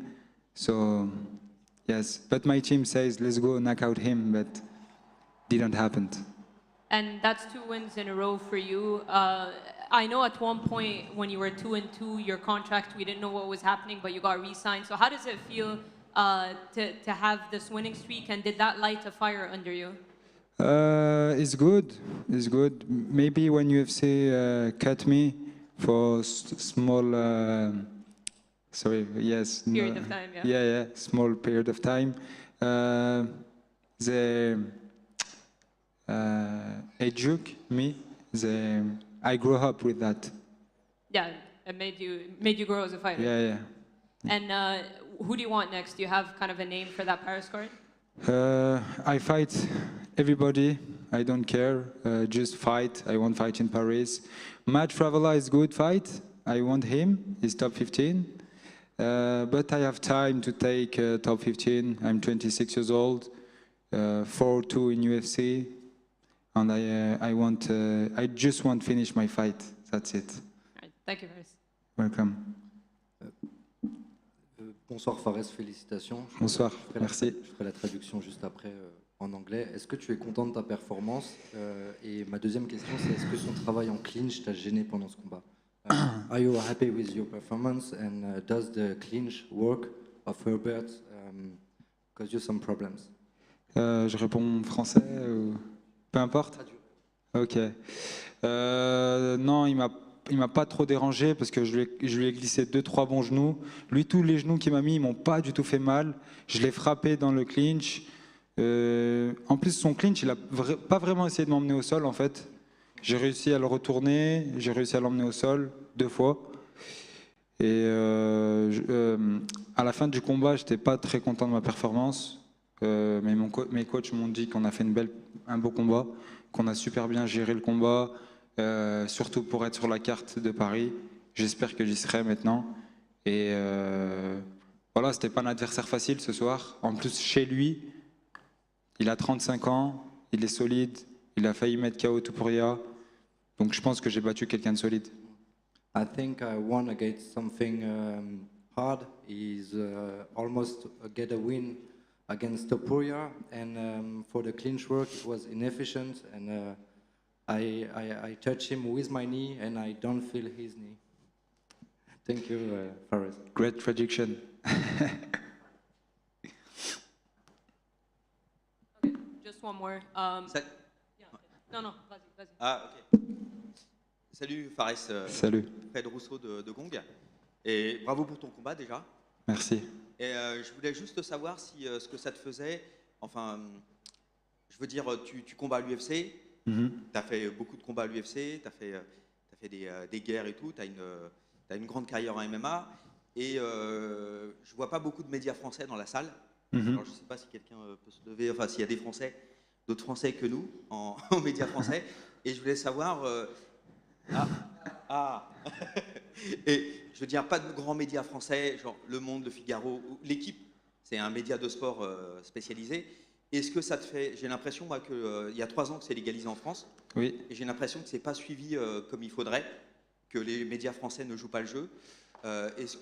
Comment tu vois ça, toi, par exemple, s'il n'y a pas de médiatisation, il n'y a pas les sponsors en France. Oui. Donc, est-ce que ça t'affecte ça? Qu'est-ce que tu penses là-dessus, toi? Franchement, ça pourrait être beaucoup plus médiatisé, c'est vrai, mais je pense que c'est nouveau encore en France. Surtout, en fait, ça s'est encore plus développé depuis l'UFC Paris, depuis le dernier UFC Paris. C'est vrai que ce soir, il n'y a pas beaucoup de médias français, mais au final, l'important, c'est moi, c'est ma vie, ma carrière. Et l'objectif, c'est quoi? C'est de s'entraîner en secret et briller. Briller devant le public anglais, à l'O2 Arena, rentrer à la maison avec la victoire. Et franchement, il y a toi, il y a Gong, il y a La Sueur, il y a RMC. C'est vrai qu'il y aurait l'équipe, il pourrait se déplacer, surtout qu'on est à Londres, on n'est pas loin. Mais après, il n'y avait qu'un seul Français, bon, il n'y a pas de souci. Mais c'est vrai que ça méritait le déplacement. Donc la prochaine fois, j'espère que vous serez là, c'est tout. Voilà, on leur lance un appel. J'avais juste une autre question. Oui. Tu as 26 ans, tu es encore très jeune. Tu as beaucoup de combats, mais tu es encore très jeune quand même. Et est-ce que tu bosses sur certaines choses? Je ne sais pas, peut-être la lutte, enfin, sur quoi tu bosses actuellement? Et est-ce que c'est facile de travailler pour s'améliorer quand on enchaîne les combats?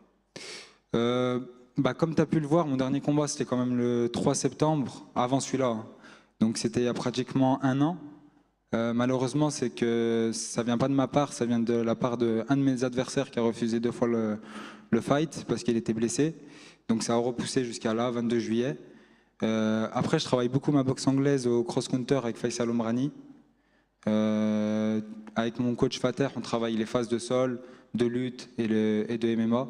Et je suis beaucoup focus sur la boxe anglaise et le sol en ce moment. Pas trop la lutte. Je devrais parce que, encore une fois, un striker a voulu me lutter ce soir. Mais ça va, on progresse de partout. L'objectif, c'est d'être encore meilleur. Je te remercie en tout cas et force à toi, en espérant te voir à Paris. Merci beaucoup et merci d'avoir fait le déplacement pour m'interviewer. Et au moins, j'ai gagné et tu m'interviews. Yeah, you said there in French that you were supposed to fight someone, but it got cancelled like twice because they were injured. Yes. Can you say who it is, or is it? Is Mike Davis. I was in America training with Usman Azaitar and train in Killcliff FC. And my manager Ali Abdelaziz called me, says 14 January with Mike Davis. I says okay. 1 month no news. After Sean Shelby says Mike Davis have injury. After they proposed to me 29 April. And I says to Ali 2 weeks later because this is just the end of Ramadan. And after they says his injury again, and they proposed to me Jay Herbert here. Okay, merci. Ouais. Last one. Just quickly, so for you, UFC Paris is a reality, so you want to go and fight there? I want to go, I want to fight with my brother Yanis, same card, 2 French, Algerian in the crowd. The crowd will be awesome. Yeah, for sure. Thank you.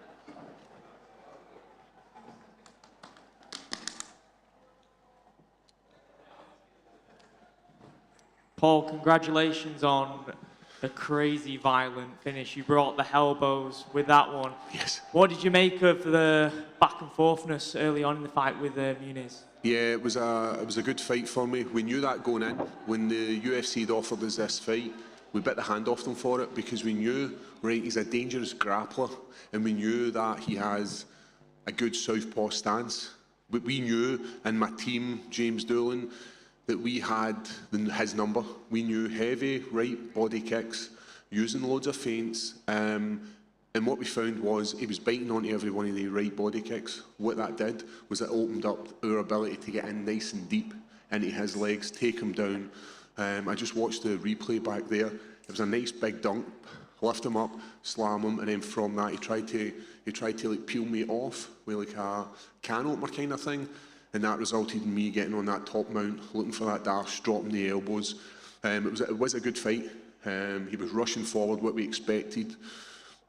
I'm under no illusion that my coach is going to point out that we didn't do one simple thing and keep our shield up a little bit higher, but that's Monday morning's work. And yeah, it was a great fight, and it's just a mark on me in this middleweight division. For yourself, you're in a really interesting position because you're top 10 ranked at light heavyweight, and that division is open wide up again with the belt being vacant now. So you could go in there, get a couple of wins and be in there for title contention like you nearly were last year. But everyone's really impressed with how you look at middleweight as well. So what's next? Yeah, we aren't done with light heavyweight, and we're just starting at middleweight. We will do both, and it's where the fights are. If the fights are at light heavyweight, then we'll take it. We have the only victory over Jamal Hill. We have the only victory over Ankalaev. We have beat Krylov, right? We've had a few bumps in the road in the light heavyweight division, but we'll take both divisions. I do believe that the moving of Jim to the higher level team has made a huge difference. Confidence, stand up, the ability to assess better situations. One of the things James says is soft knees, good eyes, and I could hear him saying that in the corner, and it works so well. And as he came in and he was giving me advice, and he's like, Paul, you see everything coming, because we've worked on it for 6 months. We've worked on movement, we've worked on controlling that distance, and that showed in the fight, right? We made a few mistakes, and it's hard, only 6 months of drilling, but we need to, what's happened? Is Molly? Oh, shit. Yeah, that's 6 months of training, proper training with these guys. Who knows what a year can do? Who knows what 2 years can do? But ultimately, we've got another 5 years left in this company, and we're going to leave the UFC with a bit of metal, be it middleweight or be it light heavyweight. We're coming for it. When you look at the top contenders at middleweight, you know, the likes of Vittori, Cannonier, Strickland, do you think they can't live with me on the ground with what you've got to offer? Yeah, we knew Munoz was a high-level jiu-jitsu black belt. You know, he broke Jacare's arm. He'd done the same to Eric Andrews. We are a different animal. We are a Scottish guy who shouldn't have jiu-jitsu the way we have it. We are a small nation who is not athletic under, like, no words. We are not an athletic nation. But what we have got is we have got heart and we've got determination, and I showed that in the fight. Even when we're taking shots and we're taking damage, we're still in the fight and we're always there. So the next 6 months is going to be interesting for Paul Beardew-Craig. Final one, Khamzat's here tonight. That would be a really interesting stylistic matchup because that kind of plays right into your speciality, doesn't it? Is that a fight that you'd like down the line? Yeah, everybody in the middleweights get an opportunity to fight me. Who knows where we'll be put on to the division. Maybe we're back in the top 15 in there. Number 9 in the light heavyweights, maybe in the top 15 in middleweights. We'll find out on Monday. But anybody in front of me, that's who I'm looking to take on. And if it is Khamzat and he takes me down, there's a good chance that he's going to get triangled. My jiu-jitsu, I never had faith in my jiu-jitsu. And it's starting to build up. You know, people say Paul's a good jiu-jitsu, but you'd always doubt your abilities. And this fight here was one of the ones where I was like, right, if I'm a jiu-jitsu guy, I must be able to defend, and I must be able to attack, and I must be able to win fights. I'm a jiu-jitsu guy who is dangerous in MMA. Well done on the win. Thank you. Paul, just over here. Hiya. You know, being at middleweight, what kind of impacts did you feel in there in terms of physically? Yeah, if you looked at me yesterday, it was going for Skeletor to He-Man in a couple of hours. I was very drawn. You could have grated cheese on my cheekbones if they were that pointy. But it definitely made a huge difference making that cut. As a light heavyweight, I wouldn't cut much, maybe a couple of kgs. The whole camp, I cut about 12 kilograms, which is massive. It's massive if you do it without a team that I've got. I've got guys like Adam from Enhanced Performance, who's doing all the science of how to improve me as an athlete. And then I've got Lee Rickards from Boxing Science, who's doing all the calculations to bring that weight down safely. Because the last thing you want to be doing is saying, right, we're going to be a middleweight, and then we're just going to do a silly cut. It's going to wreck our body. We're going to try and rehydrate, and then we can't perform. What we did was we did it so that we are able to perform. We're able to make the weight on the Friday morning, and we're able to get up that Saturday and put on a performance. And I don't think the fans reacted to MD the way they reacted to my fight. They got behind me, and I love fighting in London. It's one of these places, and I'm glad I put on a performance and rectified the loss I had in London last year.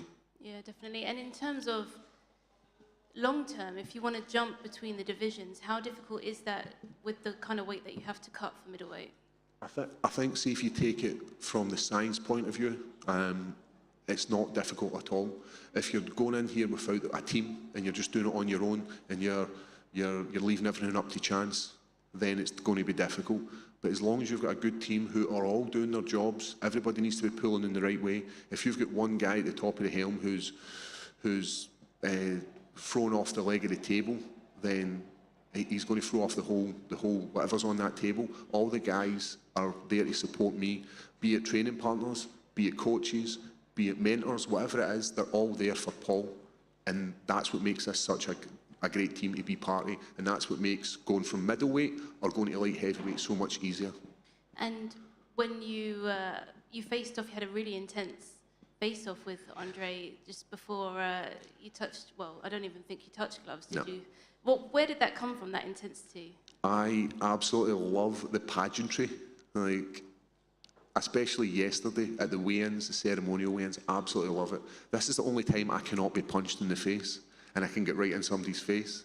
I love controlling the octagon. I love putting on a show for fans. So when I walk into that middle of that octagon and he decides to walk in, there's no way I'm backing down. I've got the whole of the UK behind me. He's got nobody. He's one lone survivor in that octagon, and there was no way I was backing down. And it was brilliant, and I could hear the fans going wild for it. As I said, pageantry, this sport is about entertainment. You don't have to be the best fighter in the UFC to get the fans going.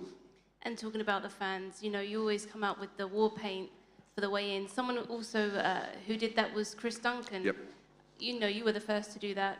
Did that bother you at all? Do you mind that? And obviously you're both fellow Scots. No, I've had a bit of back and forth with him, like, and made it like, oh, you copy me, but it's not. You know what? Both of us are passionate, both of us are Scottish, and both of us want to do it. But what I said to him was, accept no imitations. There can be only one. You know, like Highlander, there can be only one. And do you think it's time that the UFC came back to Scotland? I would absolutely love, you know, we've got myself, we've got Joanne Calderwood, we've got Chris Duncan, we've got Casey O'Neill, we've got a whole host of Scottish fighters. They would sell out the Hydro, and I would love to be a main event in that Hydro. Like, I have been in the co-main once in my life. I've never been a main event, and I believe that I could sell out the Hydro on the back of Paul Craig as a middleweight. And when do you want to get back in there? As soon as possible. I love this sport. I'm not injured. Got a bloody nose. That's about it. A couple of little scratches on my elbow. But as soon as the UFC give me a call and say, listen, Paul, you're fighting in X, Y, and Z, I'll be there. Thank you. Congrats. Hi, Paul. Just over here. How you doing? You spoke before the fight about wanting to, you know, you spoke about the Johnny Walker fight, and when you looked across the octagon from him, he looked massive, and Yep. you wanted to be the opposite. You know, you wanted to be that guy coming in here, dropping down to middleweight. Did you feel like that in there? The question is, did I look like that? Was there a noticeable difference in size? You look great. Yeah, I felt great, and especially like if you compare me to stepping on the scales on Friday morning at 9 o'clock to stepping on the scales at the ceremonial weigh-ins about 7 o'clock, there was a huge difference. And then if you look at me walking into that octagon, like, it's amazing what a few hours can do and a little bit of rehydration. It's amazing what the body endures, be it cutting all the way down and losing all that moisture in your body and then just ballooning back up and feeling good in your own skin. You also mentioned that you expected to balloon up by about 30 pounds. Do you know how much you weighed in there tonight? When we checked our weight before we left, we were 97 kg. So we made 84.5 kilograms. After we rehydrated, ate properly, we then ballooned up to 97 kg. That's huge. And it definitely showed in performance-wise. I had enough energy, and as my coach James came in and he said to me, "How do you feel?" I said, "You want to do it again?" I had the energy to go. Congratulations. Thanks. Up the back, young man. Hi, Paul. It's Danny Gray here from Higher Level.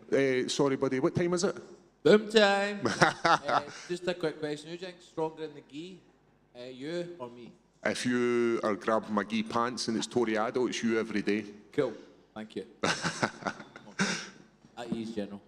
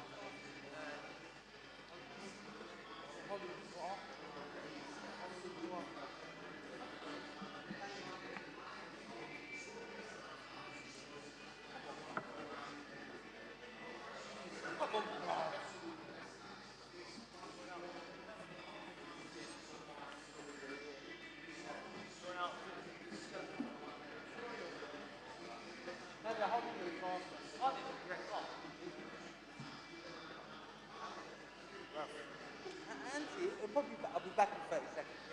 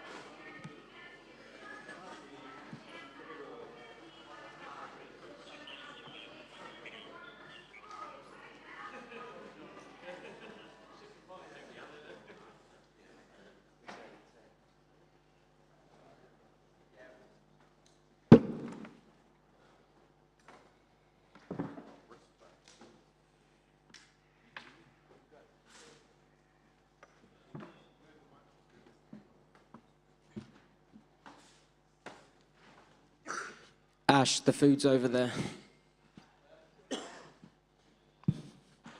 The food's over there. Nathaniel, that was a crazy back and forth war against someone that you said you were a fan of prior to getting into the UFC, watching him as your career was unfolding. What was that whole experience like? It was amazing, you know, to share the octagon with Andre Fili. You know, without sounding like a fanboy, you know, I was obviously watching him way before I was in the UFC. You know, I think must have been when I was semi-pro, amateur. You know, I was obviously following him, his team, Uriah Faber, all them boys. So yeah, to obviously face him in the octagon was an honour, and to come out with the win.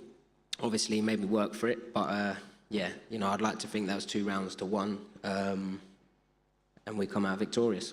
You know, hearing the crowd erupt in those transitions, whenever you got up off your feet, whenever you rocked Andre as well, what were your thoughts on that? Could you hear it, or were you just completely tunnel visioned at that point? No, I could hear everything. You know, when the second round he got me bad, and having that crowd, you know, gives you that little extra bit of life to spur on. You know, there's no way that he would have to put me out. You know, there's no way that I'm going down without a fight, especially with that crowd behind me. So, yeah, you know, unless he puts the lights out, you know, I'm just going to keep fighting until, you know, the ref steps in or I'm done. There's so many exciting guys at featherweight heading into the top 15 now.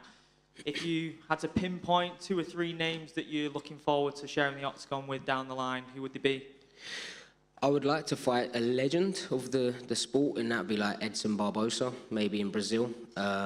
You know, it'd be an absolute honour again. Like I just said with Fili, you know, I've been a fan of him for years, and, you know, I know he's coming to the end of his career. For me, someone like the Korean Zombie, you know, that would be special. So, yeah, you know, I'd like to get one of the legends before they kind of retire from the sport or go on a decline. You know, obviously Edson Barbosa's coming off a win. He's still a hell of a dangerous opponent. So, you know, for me, it's a fight that I would like.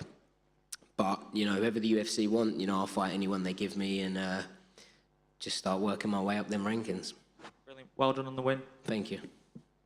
Hi, Nathaniel. How are you? I've been better. You got the win, though, so well done. Congratulations. And in that second round, how was it? Because when you were down, I was thinking, wow, this is done. And somehow you managed to pull your way out. What was going on in your minds when you're there and trying to work your way out? So the first shot that he got me in that second round that dropped me, that hurt. You know, that had me rocked. You know, the others, like I think he went for a knee. You know, none of that was, you know, any good. But the one shot that he caught me with, he got me on the button. So yeah, hats off to him on that. You know, he made me work for it. And yeah, I don't know if I got like a scratch in the eye or a finger as well, because, you know, I got rocked, but the bottom of my eye was like, I don't know, really, really hurting. Do you know what I mean? So I don't think he poked me in the eye, but something caught my eye and it kind of threw me off a little bit. But yeah, you know, I wanted my cornermen to stay on their toes. Yeah. And what about, well, I did the job tonight. So what about like getting a run of fights going, getting consistency going? I know you've not been had any luck with timing, with injuries and things like that. So has that affected you mentally about not having the consistency? Yeah, so the injuries are boring. They're very draining, you know, especially like the last one when it wasn't even like a real injury. It was just a slice across my knee where I knew it would be better in 4 weeks' time, but it happened 5 weeks out from the fight. So just having that string of bad luck, it is a pain in the ass, but God's plan, you know, I believe everything happens for a reason, or that's the way I look at it anyway. And I like to think that, you know, he's got bigger plans for me. If, you know, I get injured, maybe there was a reason. You know, maybe in the long run, that's what was supposed to happen to, you know, set this fight up now. You know, maybe this wouldn't have happened if I never had that knee injury in the first place. So yeah, you know, I'm used to it now. I'm used to getting injured, so I know how to deal with it. I love that. You say everything for a reason, and, you know, tonight is a huge reason to go through those hard moments. Yeah. It's your third fight now at 145, sorry. How are you feeling? You feeling comfortable in this weight division?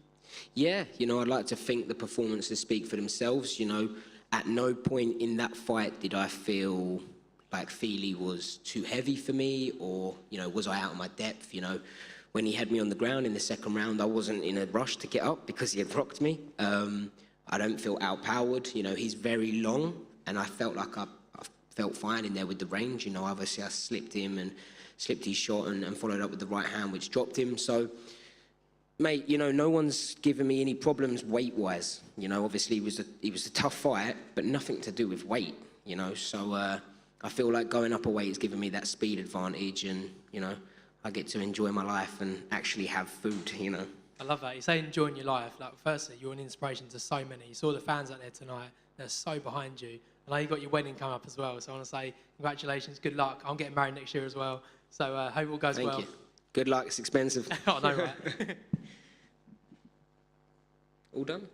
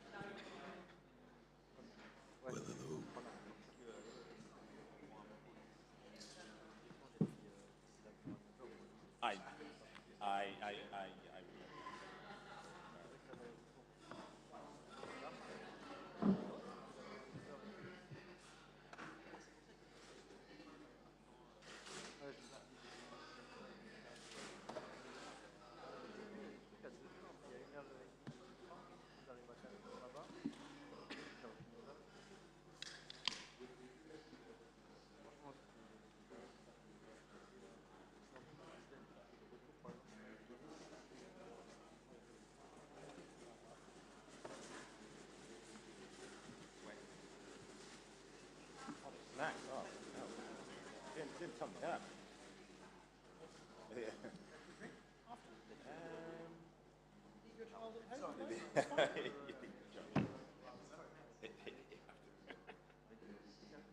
Very true.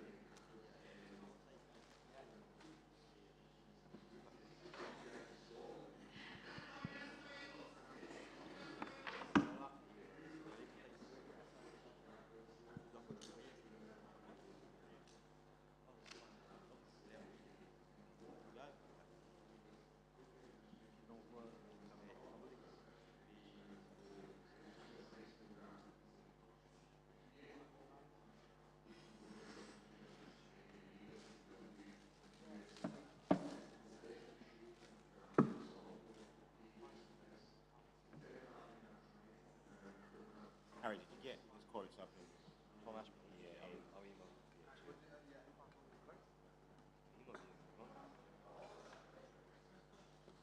I'm not reading it up more. It's fine. Okay, thanks. Yeah, yeah. I already have one.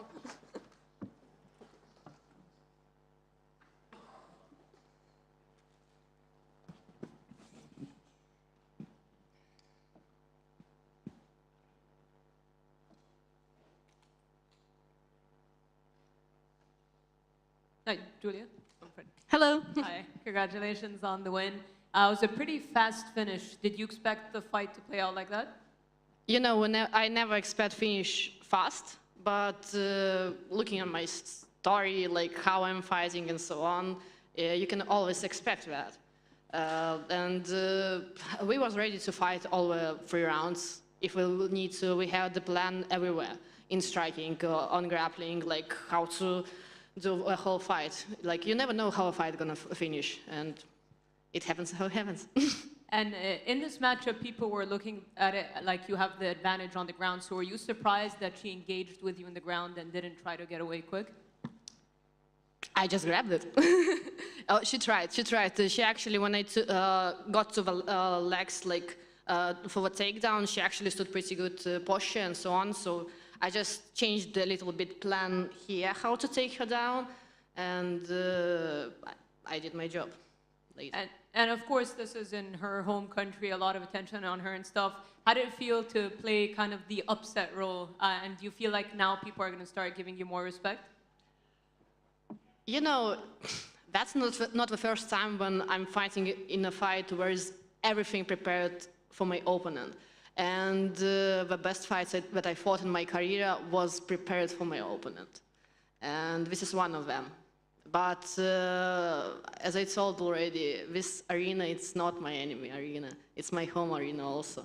And I would love to fight in London more and more because I'm feeling here like at home. That's my home also. It's Europe. That's the closest city. It's culturally, there are a lot of Lithuanians. So we have Roger Gracie Academy here. I have a lot of people here who can come and cheer. And it's so close to Lithuania, so people really easy to come here to watch my fights. And if I will be successful in that division in the later fights, it's going to be more and more Lithuanian audience here. And I really hope to fight here again, for sure. And media day, you told me you feel like flyweight will show your best version. I know it was a pretty quick fight, but physically, how did you feel competing at flyweight? I love myself in the flyweight. I love it. I love how like my body is moving in flyweight, and it's better. That's better for sure for me. And do you have kind of a date or an opponent in mind for what you would like next? I don't care. I never choose my opponents. Whatever UFC was bringing me, I always said yes. I never said no to any fight. And I'm not going to do it later. I will say yes for anybody. And one more for me. Is it safe to say flyweight is your permanent home now? Yes. I'm not coming back to bantamweight and for featherweight for sure. No, flyweight and only flyweight. That's it. That's my home. All right. Thank you. Julia, just Thank you. Are there any flyweights that you see in the division that you feel you match up well with? I don't care. I'm not looking like that. So like it's up to UFC. My work is to fight. Whatever they bring me, I'm fine with everything. And the title fight is coming up soon with Alexa Grasso and Valentina Shevchenko, the rematch. How do you think that goes down? I'm a big fan of Shevchenko. So I think she's gonna bring her belt back, but I like Grasso also. She has a very good boxing and everything can happen. But yeah, I'm a fan of Shevchenko. Thank you. Congrats on the win. Thank you. Julia, hi. Yeah. A lot of the narrative going into this fight was the weight cut, the weight cut, the weight cut. Do you feel now that all of those questions can be put behind you for good now? You've proved everything you needed to prove. You made the weight, you had a great performance. That's it, done. No more questions about weight cuts from now on. I hope so. I cut it weight not even to 126. It was 125. So it cannot be questions anymore. Absolutely. And what were the major differences that you made for this fight in terms of preparing for the weight cut? Was there anything different nutritionally or different in the training to prepare for cutting those extra 10 pounds? My conditioning coach, he changed my conditioning a bit. So we did some extra work to make my body lose weight more. And the preparation for flyweight was not like in 2-3 months. It was a work for 10 months. I was working for 10 months to be in that fight. And also we have a specialist to help me with my with my supplements, how to use it and so on. So that boosted my metabolism faster. So yeah, something like that. Do you think going forward then, in order to prepare for those weight cuts and stuff, do you need to have big periods of time between fights, or do you think you can be quite active throughout a year? I think with the time, I can be very active. But right now, it's the very first weight cut for me, so big. So I think I will need some time to recover for sure. But later with my career, I can be very active, and I like to be an active fighter. Brilliant. Thank you so much. Congratulations. Thank you. Julia, over to your left. Yeah. I think that was your 10th armbar finish in your career. What makes the perfect armbar finish, and how are you able to be so successful with that technique when everybody knows that that's what you're going for? Don't prepare that. I'm not preparing for armbar. I never drill armbar anymore. We stopped drilling it when I was a blue belt. It just comes to me. It's natural for me. Do you think you have the most dangerous armbar in the UFC? Maybe. Thank you very much. They actually all came in the first round as well, so you're thinking of changing your nickname maybe to the Armbar Queen or something? I would like people to learn how to spell my name and surname well. Thank you.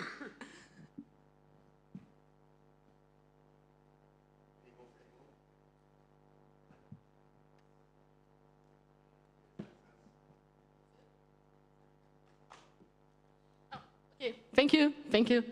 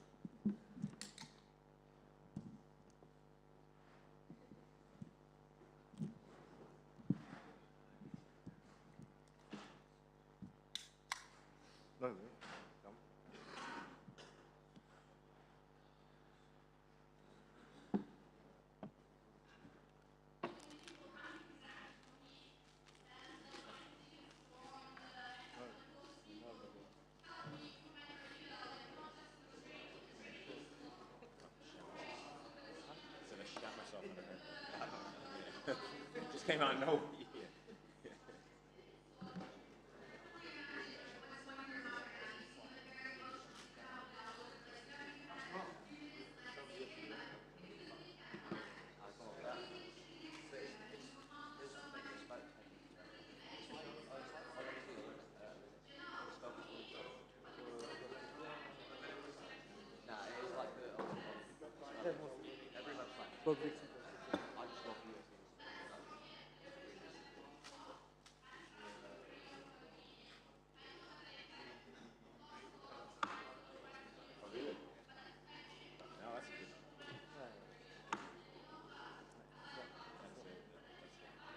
Yeah, it's a bit. I mean, fuck it, why not? Like, yeah.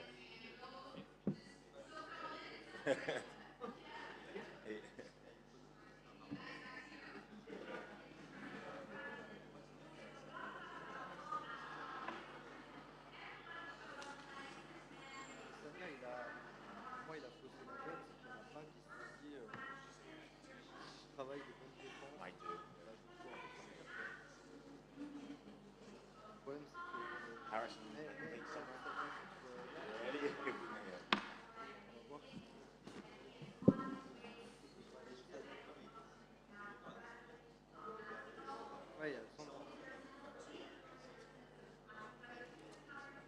What's your thoughts on Gary versus Jeff Neal? I like the build that you've done. It's been very, very sensitive. Oh yeah, of course. I mean, yeah.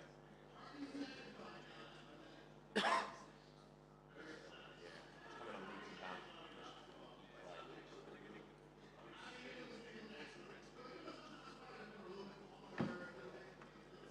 I can't remember his name. I was there from Friday. Yeah. Duncan.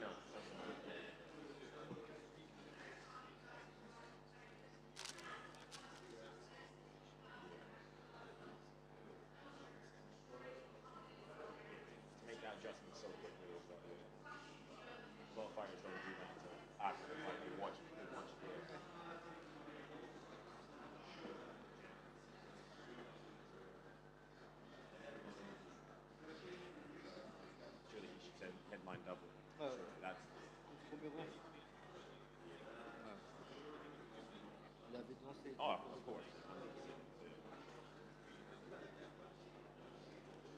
Really?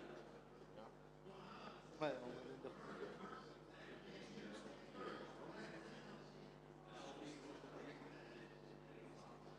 Doesn't resonate.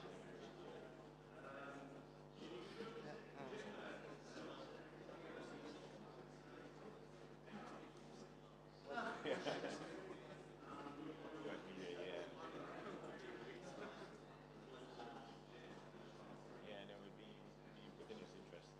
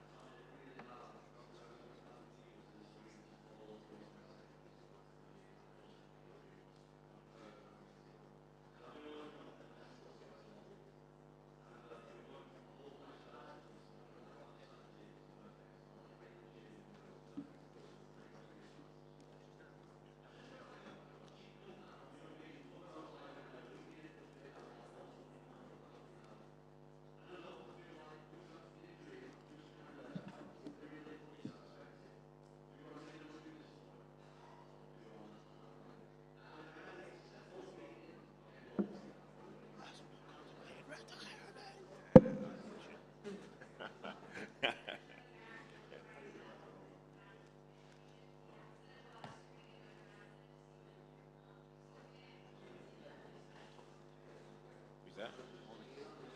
That's the seat. Now you listen to me, cocksucker.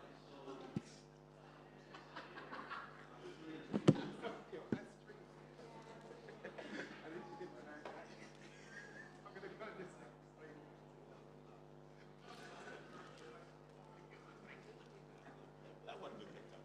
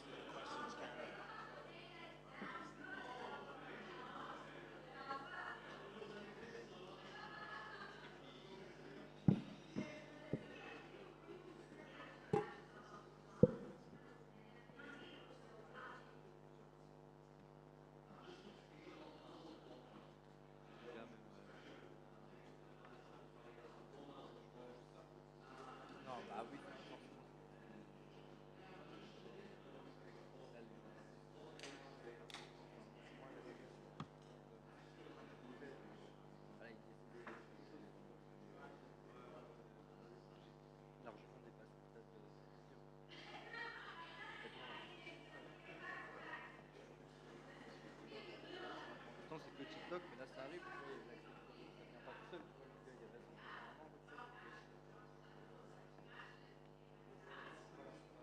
Michel, on a des rendez-vous.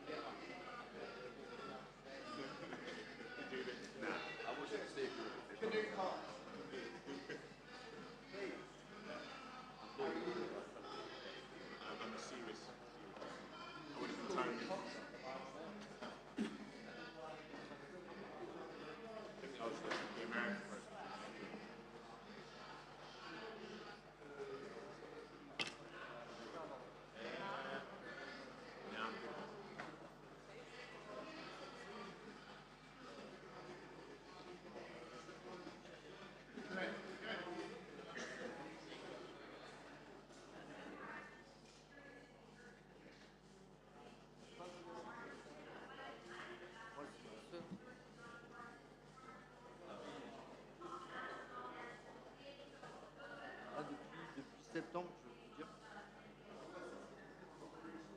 Ouais, c'est un peu moins. Et le RPM, il est passé à 70.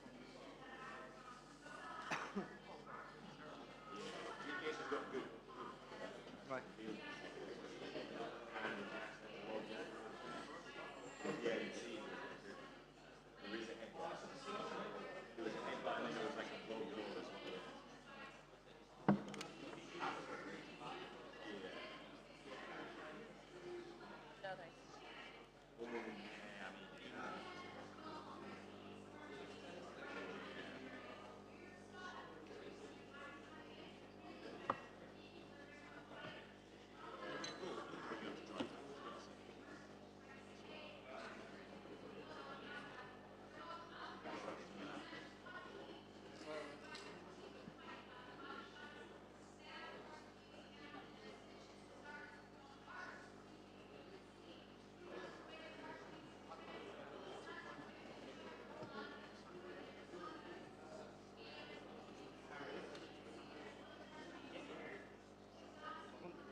Ça, j'en ai déjà eu un en live, donc là, c'est pas grave.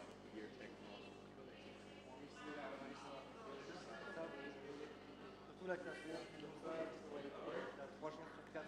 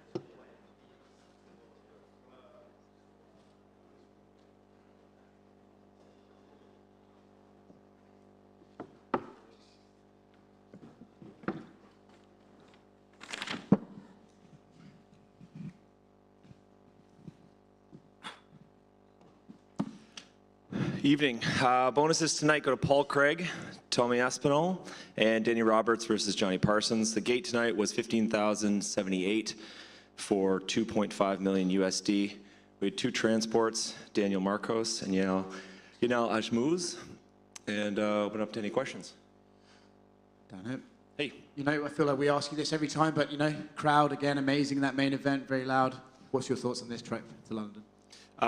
Trip was great. I mean, it feels like home, right? Like we've been here, I guess, 4 times in the last 18 months.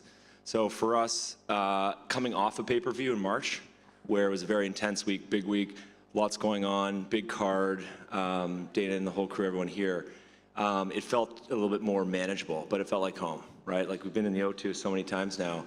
I think for our crews, for the teams, it was fairly straightforward. Really nice to be in the city. The city also felt a little quieter this week. I don't know if everyone's watching the Ashes or they're up in Liverpool for the Open, but it was great. I think we had 12 fighters from UK and Ireland. We had 12 different nationalities represented. So like most of the cards that we do in London is a real celebration of European MMA with your requisite Brazilians and Americans fighting as well. So it was great. It's tremendous being back here always. Cool. What do you think your schedule looks like for the UK coming forward, right? You've got 2, like you said, 2 this year. One of those was pay-per-view and we had Leon as the champion, so it made sense. Do you think it could still be 2, 3 a year, or do you think you're going to slow down, maybe just let the market sort of stay hungry? For the UK? Yes. No, I think we're going to continue with 2 a year at a minimum. I think what we're probably going to do in 2024 is move outside of London for one of the fights. So I don't think we're going to have 2 fights per year in London, but you never know what Dana wants to do depending on who's holding the belt and where people are ranked. But I wouldn't be surprised if it's been a while since we've been in Glasgow. It's been a while since we've been in Manchester. A lot of people, we want to get back to Dublin. There's a lot of places we want to go. So expect that to take on a slightly different complexion next year.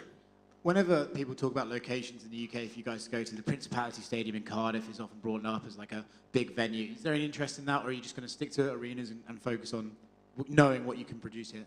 I think, generally sticking to arenas unless there's some special circumstances. Stadiums are tough. I mean, you've been to most of the ones that we've, the 6 that we've had or whatever the number is. They're tough, they're big. It's not the best viewing experience, but it's fitting for when the stars align, you've got the right fights, the right moment in our calendar. And we can de-risk in terms of weather, we can de-risk in terms of production costs. If there's the availability of some sort of local support, government support, it might make it a bit more manageable. But for us, the sweet spot is an arena with 15,000 people. So it needs a special fight, like say Tom Aspinall versus John Jones in 2024, something like that. I mean, he's got it all mapped out. If he's going to Paris, he's going to sit there and watch the Gane fight and take on that winner, perhaps. You know, we'll see that happen late 2024. Thank you very much. Thank you. Hey, just Yes, over here. You mentioned Dublin there. Obviously, Sean O'Bannon made her UFC debut tonight. It seemed like there was a lot of push from the UFC ahead of it. Obviously, didn't go her way. But is the Irish market, is that one that you're looking to reach back into to return to Dublin next year? Yes. Yeah, the short answer is yes. It was pointed out earlier on by one of the key guys on our digital media team that next July will mark 10 years since the Conor fight. And, you know, top of the list for sure. We want to get back. We want to get back at some point, just not sure when. Are the UFC actively looking to sign more Irish fighters? Rhys McKee was just re-signed. Caelan Loughran just added. It seems a lot of people are expecting Paul Hughes to be the next. Yeah, I mean, that's a question you got to ask Sean or Mick or Hunter on that one. But certainly, if you see the last couple of years, several more athletes coming into the mix, and I think that lends itself well to returning back to Ireland at some point soon. Sorry. Yeah, Michael Venom Page was in the audience tonight, and he's now I saw that. a free agent. Would the UFC have any interest in him? I mean, perhaps. I've got no idea. You assume that we would, given the fact that he's here and maybe he's a free agent, but definitely a question for Dana. I think there's, you know, we were talking about it the other day, a long list of individuals who've come over, have done really well in other promotions and have come over. And, I mean, look at, you know, Gaethje and Chandler and a few other guys. It'd be pretty exciting to add them to the mix, for sure.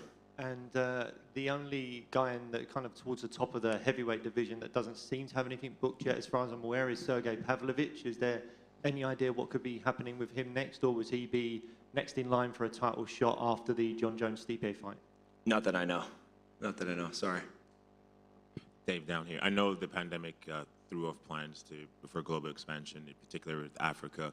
But could you provide an update on that? Because I remember when I spoke to you a few years ago, you were very enthusiastic and passionate about touching down there. So what's the status update with that? Yeah, I mean, I feel like we're making progress. We don't have anything definitive to report. We've been having a number of conversations around what it's going to take, what country to go to. You know, if you've been listening to some of Dana's interviews and Lawrence's interviews over the past 4 or 5 months, like, it's starting to gain a bit of momentum. Again, nothing to report now, but I'd be confident if confident saying that maybe mid to late next year, maybe 2025. But it's top of the list right now in terms of new territories, new countries and continents we've never been to. And obviously, you've been scouting this for a while. Do you have a short list of countries that are top contenders? We do. Yeah, I mean, first of all, you got to look at things like, where does the infrastructure exist? Where's the suitable venue? We're not going to go to a big rugby pitch that's outdoors. We're not going to go to a big soccer stadium. So it's going to be an indoor venue. South Africa, Rwanda, Senegal, you know, maybe Cameroon. I think there's more, there's a number of projects that we believe are starting to gain a bit of traction to build more, let's say, westernized arenas that are, you know, managed well and are suitable for our sport, like a traditional kind of hockey or basketball arena. So that's the first question that we need to answer. The second, and this all comes down to Dana, is where do we want to go based on what athletes we want to have on the card? Who knows, you know, what the next move is with Dricus. Maybe South Africa does make sense. But Izzy's been campaigning. Usman's been campaigning. So nothing to report yet, but something that we're confident will happen in the next couple of years. Cheers, thank you. Thanks. Okay. Thank you, guys. Thanks for all the support this week.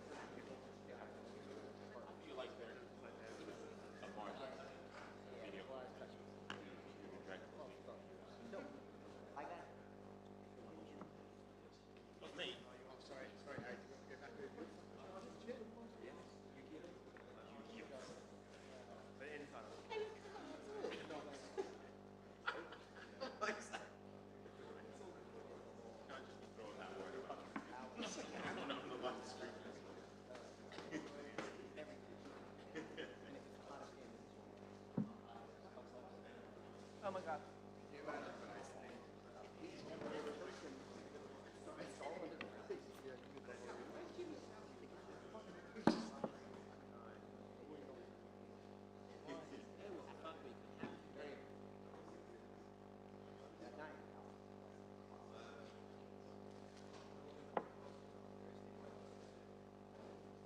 Oh, the stress.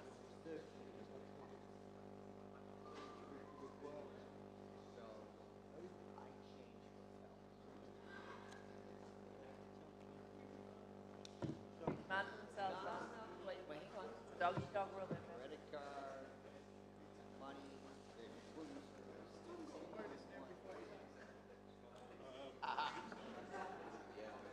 from a distance. Like, it's a job.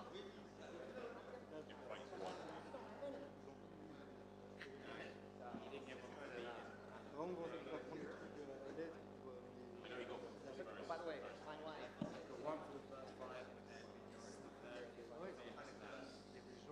Well,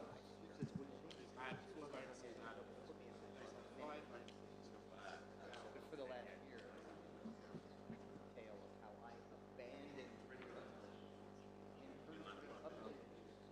lasted all of 48 hours. And then she started coming in front of my picture. Sorry.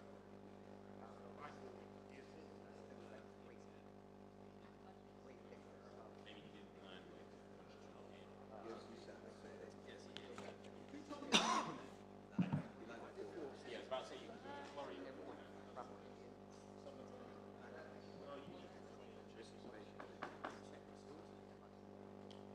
Oh my God.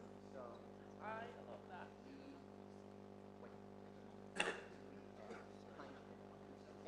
Oh my.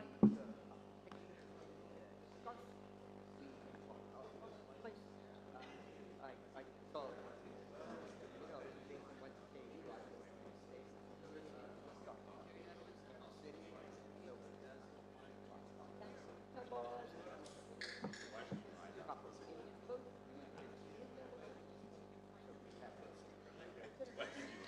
I specified the name.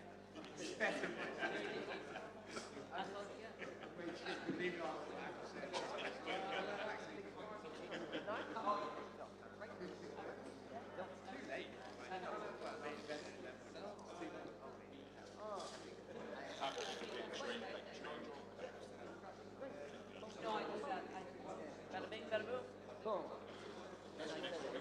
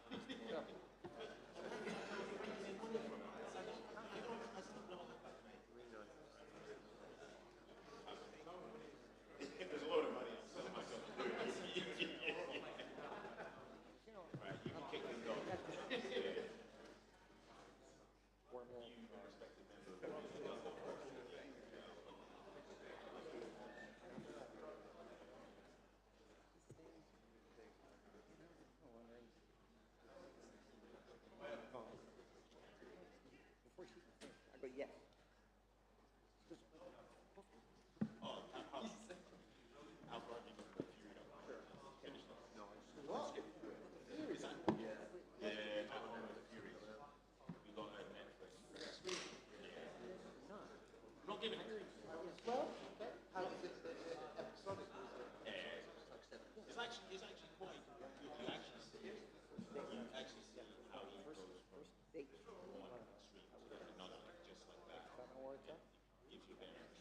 Finishes with his fight.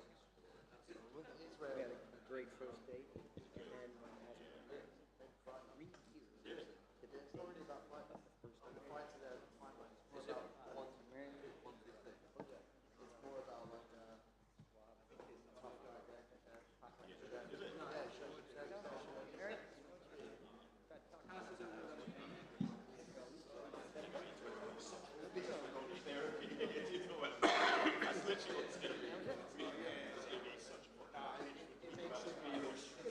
Yeah, we're super. You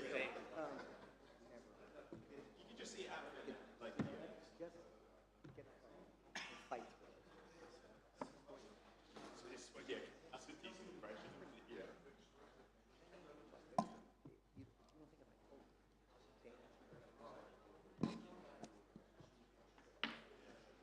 Dumb. Dummy. Got half your shit, you dummy.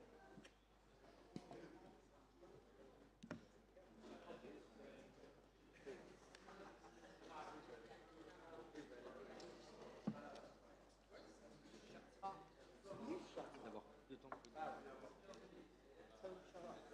I think you both, you just got fight.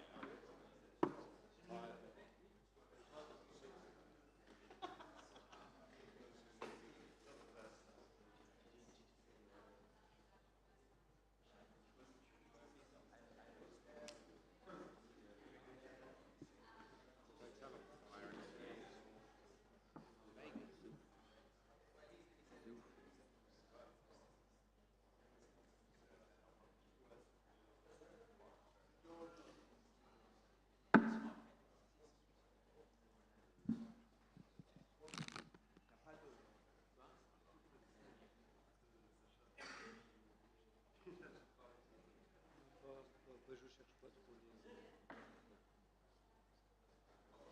Non, mais tu sais, même moi, les combattants me suffisent. J'ai compris en 5 podcasts, il a mis des prix.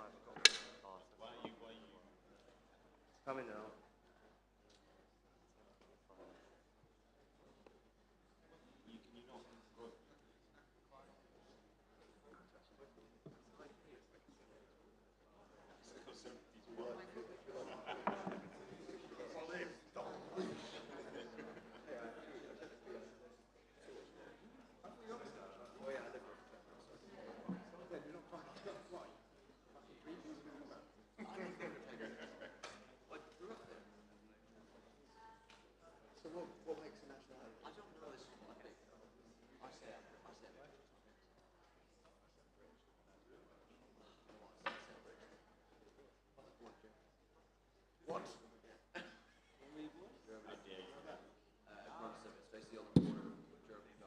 story.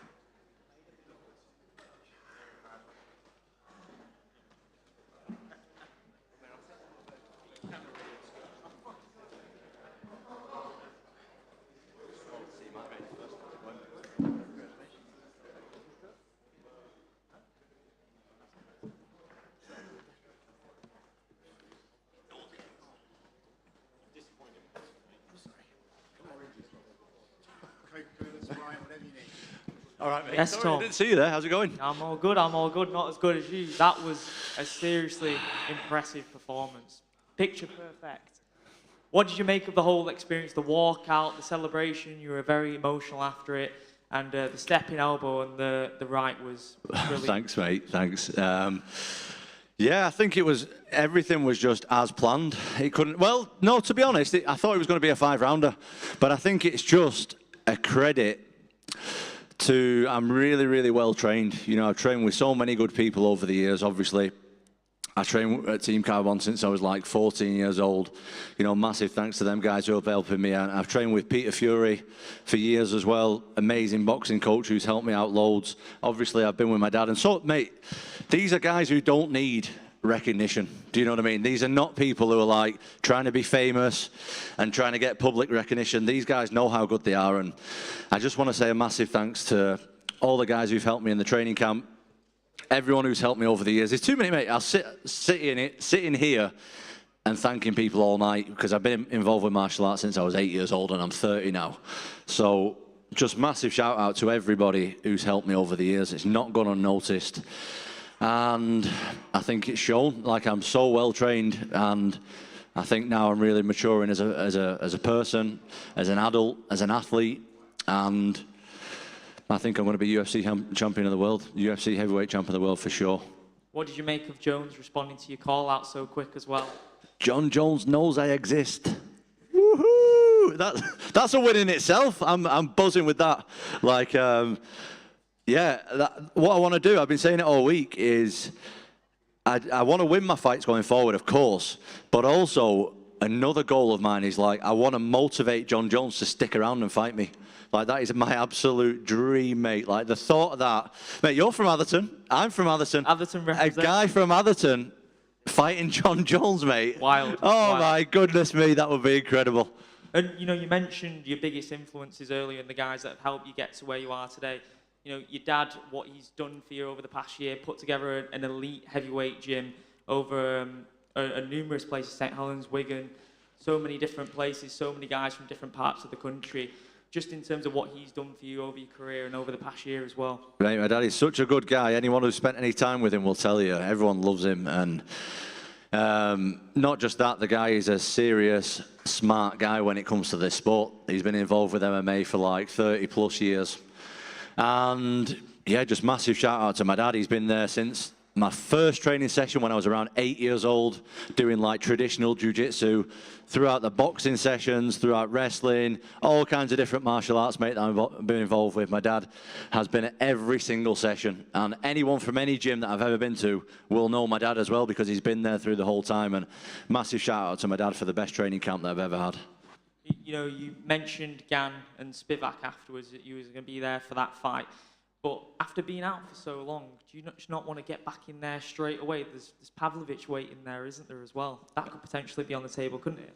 I'm easy, mate. Throw me in with anybody, but I just think that fight makes sense. Like, it's in Paris. I'll get a little cheeky trip to Paris, have a few beers, eat some frog's legs and all that, chill out a little bit, and hopefully work for TNT Sport as well while I'm there. Nice.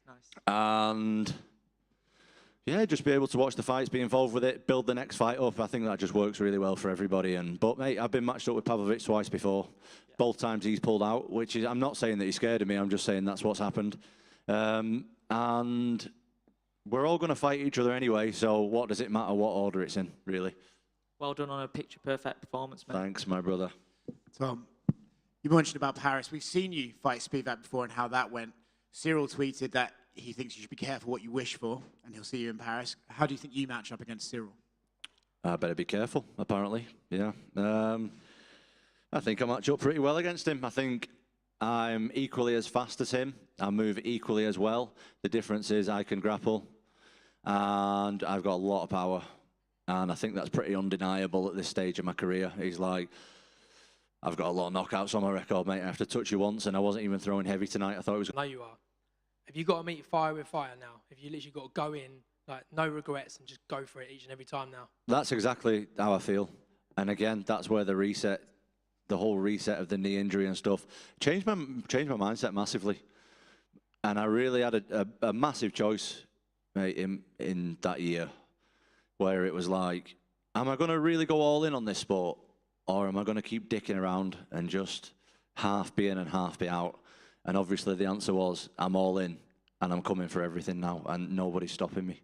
That's brilliant. Last one for me. Our podcast is called For Fitness Sake, as you know, and we're just trying to inspire people through the mind and body, the soul. What does fitness mean to you? You've been through the injury times, you know, physically, mentally. What is fitness to you? Well, it's your health, which is the most important thing in the world. Like if you've not got your health, you've not got nothing. And what I went through is really minimal compared to what some people are going through. And you just got to be grateful for what you've got, mate, because you got to look after your body, because this is all we've got. Lovely words. Thank you so Thank you, much. mate. Well done again. Thank you, mate. Tom, over to your left at the back here. Hello. Hiya. You mentioned about the fact you'd felt at your calmest at the start of the fight. You hadn't felt that calm at the start of a fight before. When you got the finish, you charged across the cage like a banshee, jumped on the fence. That was an even bigger reaction than we've seen from your past wins. What was the overriding emotion when you jumped on the cage? Was it relief? Was it elation? What was it? A bit of both. Mainly relief. I forgot how stressful this fighting stuff is, to be honest. Like my anxiety level over the last few days has been very, very high. And that's something that you get used to when you do it regular. The anxiety is always there. You can't fight it, mate. The anxiety is never going to go. That's something that I've learned over all these fights and stuff, and all this pressure is that anxiety is going to be there always. And you can't win. You're not going to beat that anxiety. You've got to go with it. But it's something I kind of lost touch with over the year of being off. And, mate, I felt so sick today. I felt so sick that I've got to go out there and fight in front of loads of people. But when I'm scared, that's when I'm at my best, man. I'm dangerous as hell. Like, you put my back against the wall and tell me I can't do something, and you're going to be in for a rude awakening. You talk about the layoff and how it was the best thing for your career, and the fact that prior to that you were talking about not quite being ready for that leap to the very top level. Now you are ready for that leap to the top level.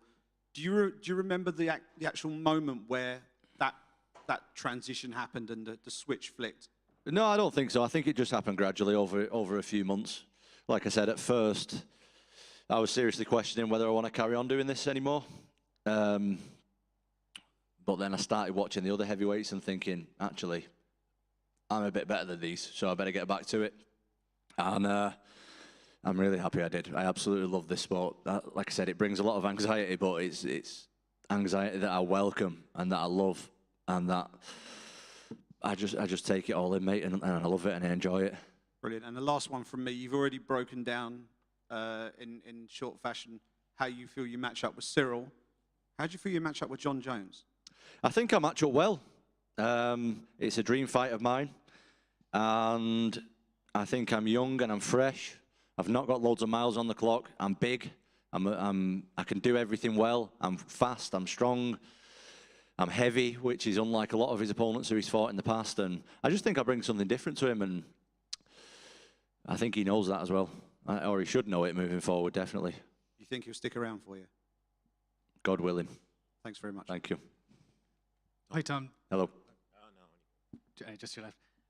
Your dad and head coach Andy seems to have assembled this team of UK heavyweight Avengers. Mick Parkin obviously got the win tonight. Phil DeFries defended his KSW title more recently. Go on, Mick. Do you feel that training with those guys has unlocked a new level in your game? I do. I mean, I did train with heavyweights from time to time, but I wanted to, something that me and my dad discussed, especially when I was injured, is that's what I want to do moving forward, is just train with heavyweights. I think that heavyweight MMA has its own rules. I think that heavyweight, rolling and grappling with heavyweights is way more exhausting than rolling and grappling with smaller guys, for sure. The punches and kicks hurt a lot more, and you need to be used to that, mate. You need to get your body and mind conditioned to a massive guy squashing you, punching and kicking you every day, not from time to time, every single day. And if you're not doing that, well, it wasn't I felt like I was struggling with confidence because I wasn't getting that all the time, and I needed to, me and my dad thought, we need to start bringing guys in, and we've got such a great people around us, and it's just been great. It's just been so good, mate. And while we're on the subject, massive shout out to Mick Parkin. He gave me massive inspiration tonight. He absolutely soaked up the occasion. We always knew that Mick was good. I've been training with Mick for quite a long time now, and we always knew that Mick had the skills to do it.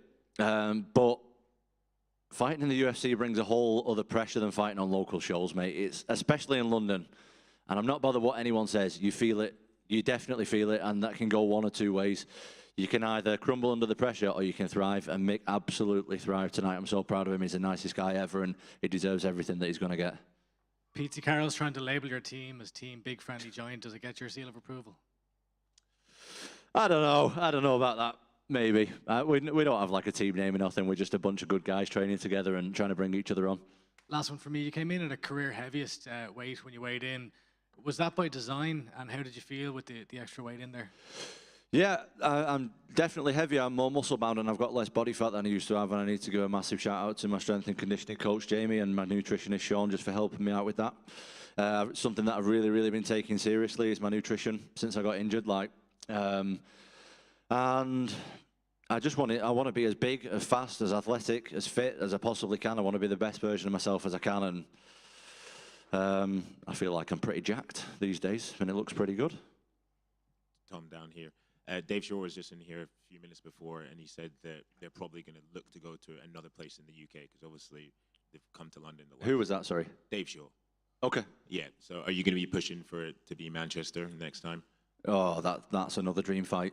That me and Manchester. Oh my God, that is stuff that dreams are made of, mate. If I can be the guy to bring it to Manchester, that would be an absolute dream. I've been dreaming of going there and fighting since I was literally 10 years old. So. I feel like I've been manifesting that for 20 years. I would love that. And it seemed all fight week that you managed to put the injury to the back of your mind, but that must have creeped up in your thoughts when you were making your way back to the cage. Honestly, it wasn't bothering me at all.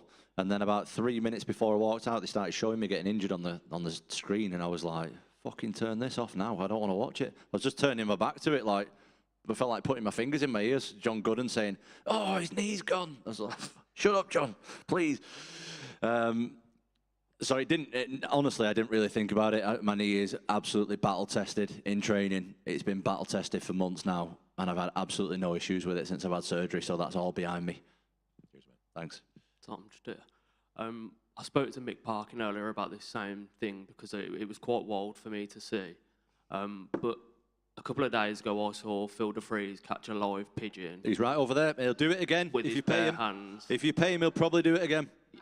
How important is it for you to have that sort of fight week camaraderie to kind of ease your mind? Yeah, I mean, we got all the boys down this week, and it's been an absolute blessing. It's been a blessing because I'm with them guys every day. We keep it lighthearted. We have fun. And that's what I need. I can take this sport way too seriously. And I need to be like flowing in the cage. I'm not one of them guys who stands with his feet planted and starts throwing bombs. And if I start taking it too serious, that's what I'll probably do. And it's been a great week. Like, we've had such a good time. Phil won his fight last week. Longest reigning KSW champion ever. The guy's an absolute machine. Big shout out to Phil. Big shout out to Mick. Big shout out to all the guys who've helped me. And just thanks, guys, for just being there for me the whole way through. Thanks so much. Congratulations. Hi, Tom. Hello. Pierre from No Sense TV. I come from France. I have two questions for you. The first one, do you think Cyril Gane had enough time to improve his ground game after his last loss? Yeah, I think he did. I think the guy's an absolute specimen physically. I think he's got a lot of skill anyway, and I'm sure he'll pick up the grappling if he puts his mind to it, definitely. Okay, thank you. Second question, do you want to step in the cage if he wins? I would love to. That's what I'm trying to do, yeah. I'm definitely trying to do that. Do a little stare down on that and get the fans involved. Probably get booed, but it'll all be good fun. We are nice people. Oh, well, it'd be nice to be them when I arrive. That would be lovely. And last question, are you not afraid that John Jones will not face you? Because you know it can be a problem for him and that he will retire after his fight against... No, I'm not... it's one of them. It's not my goal. Like, I would love it to happen. My goal is heavyweight champion of the world. That's my goal. That's my life goal right now. But John Jones would just be an extra bonus. Like, if I could get that, that would be amazing. But if he retired, I wouldn't be like, oh, John's retired. Oh, no. I would be upset, obviously, but it wouldn't bother me. I'll fight the next guy who's got the title, no problem. Thank you very much. Thank you. Tom, down here. I know you said that you want to convince John to stick around.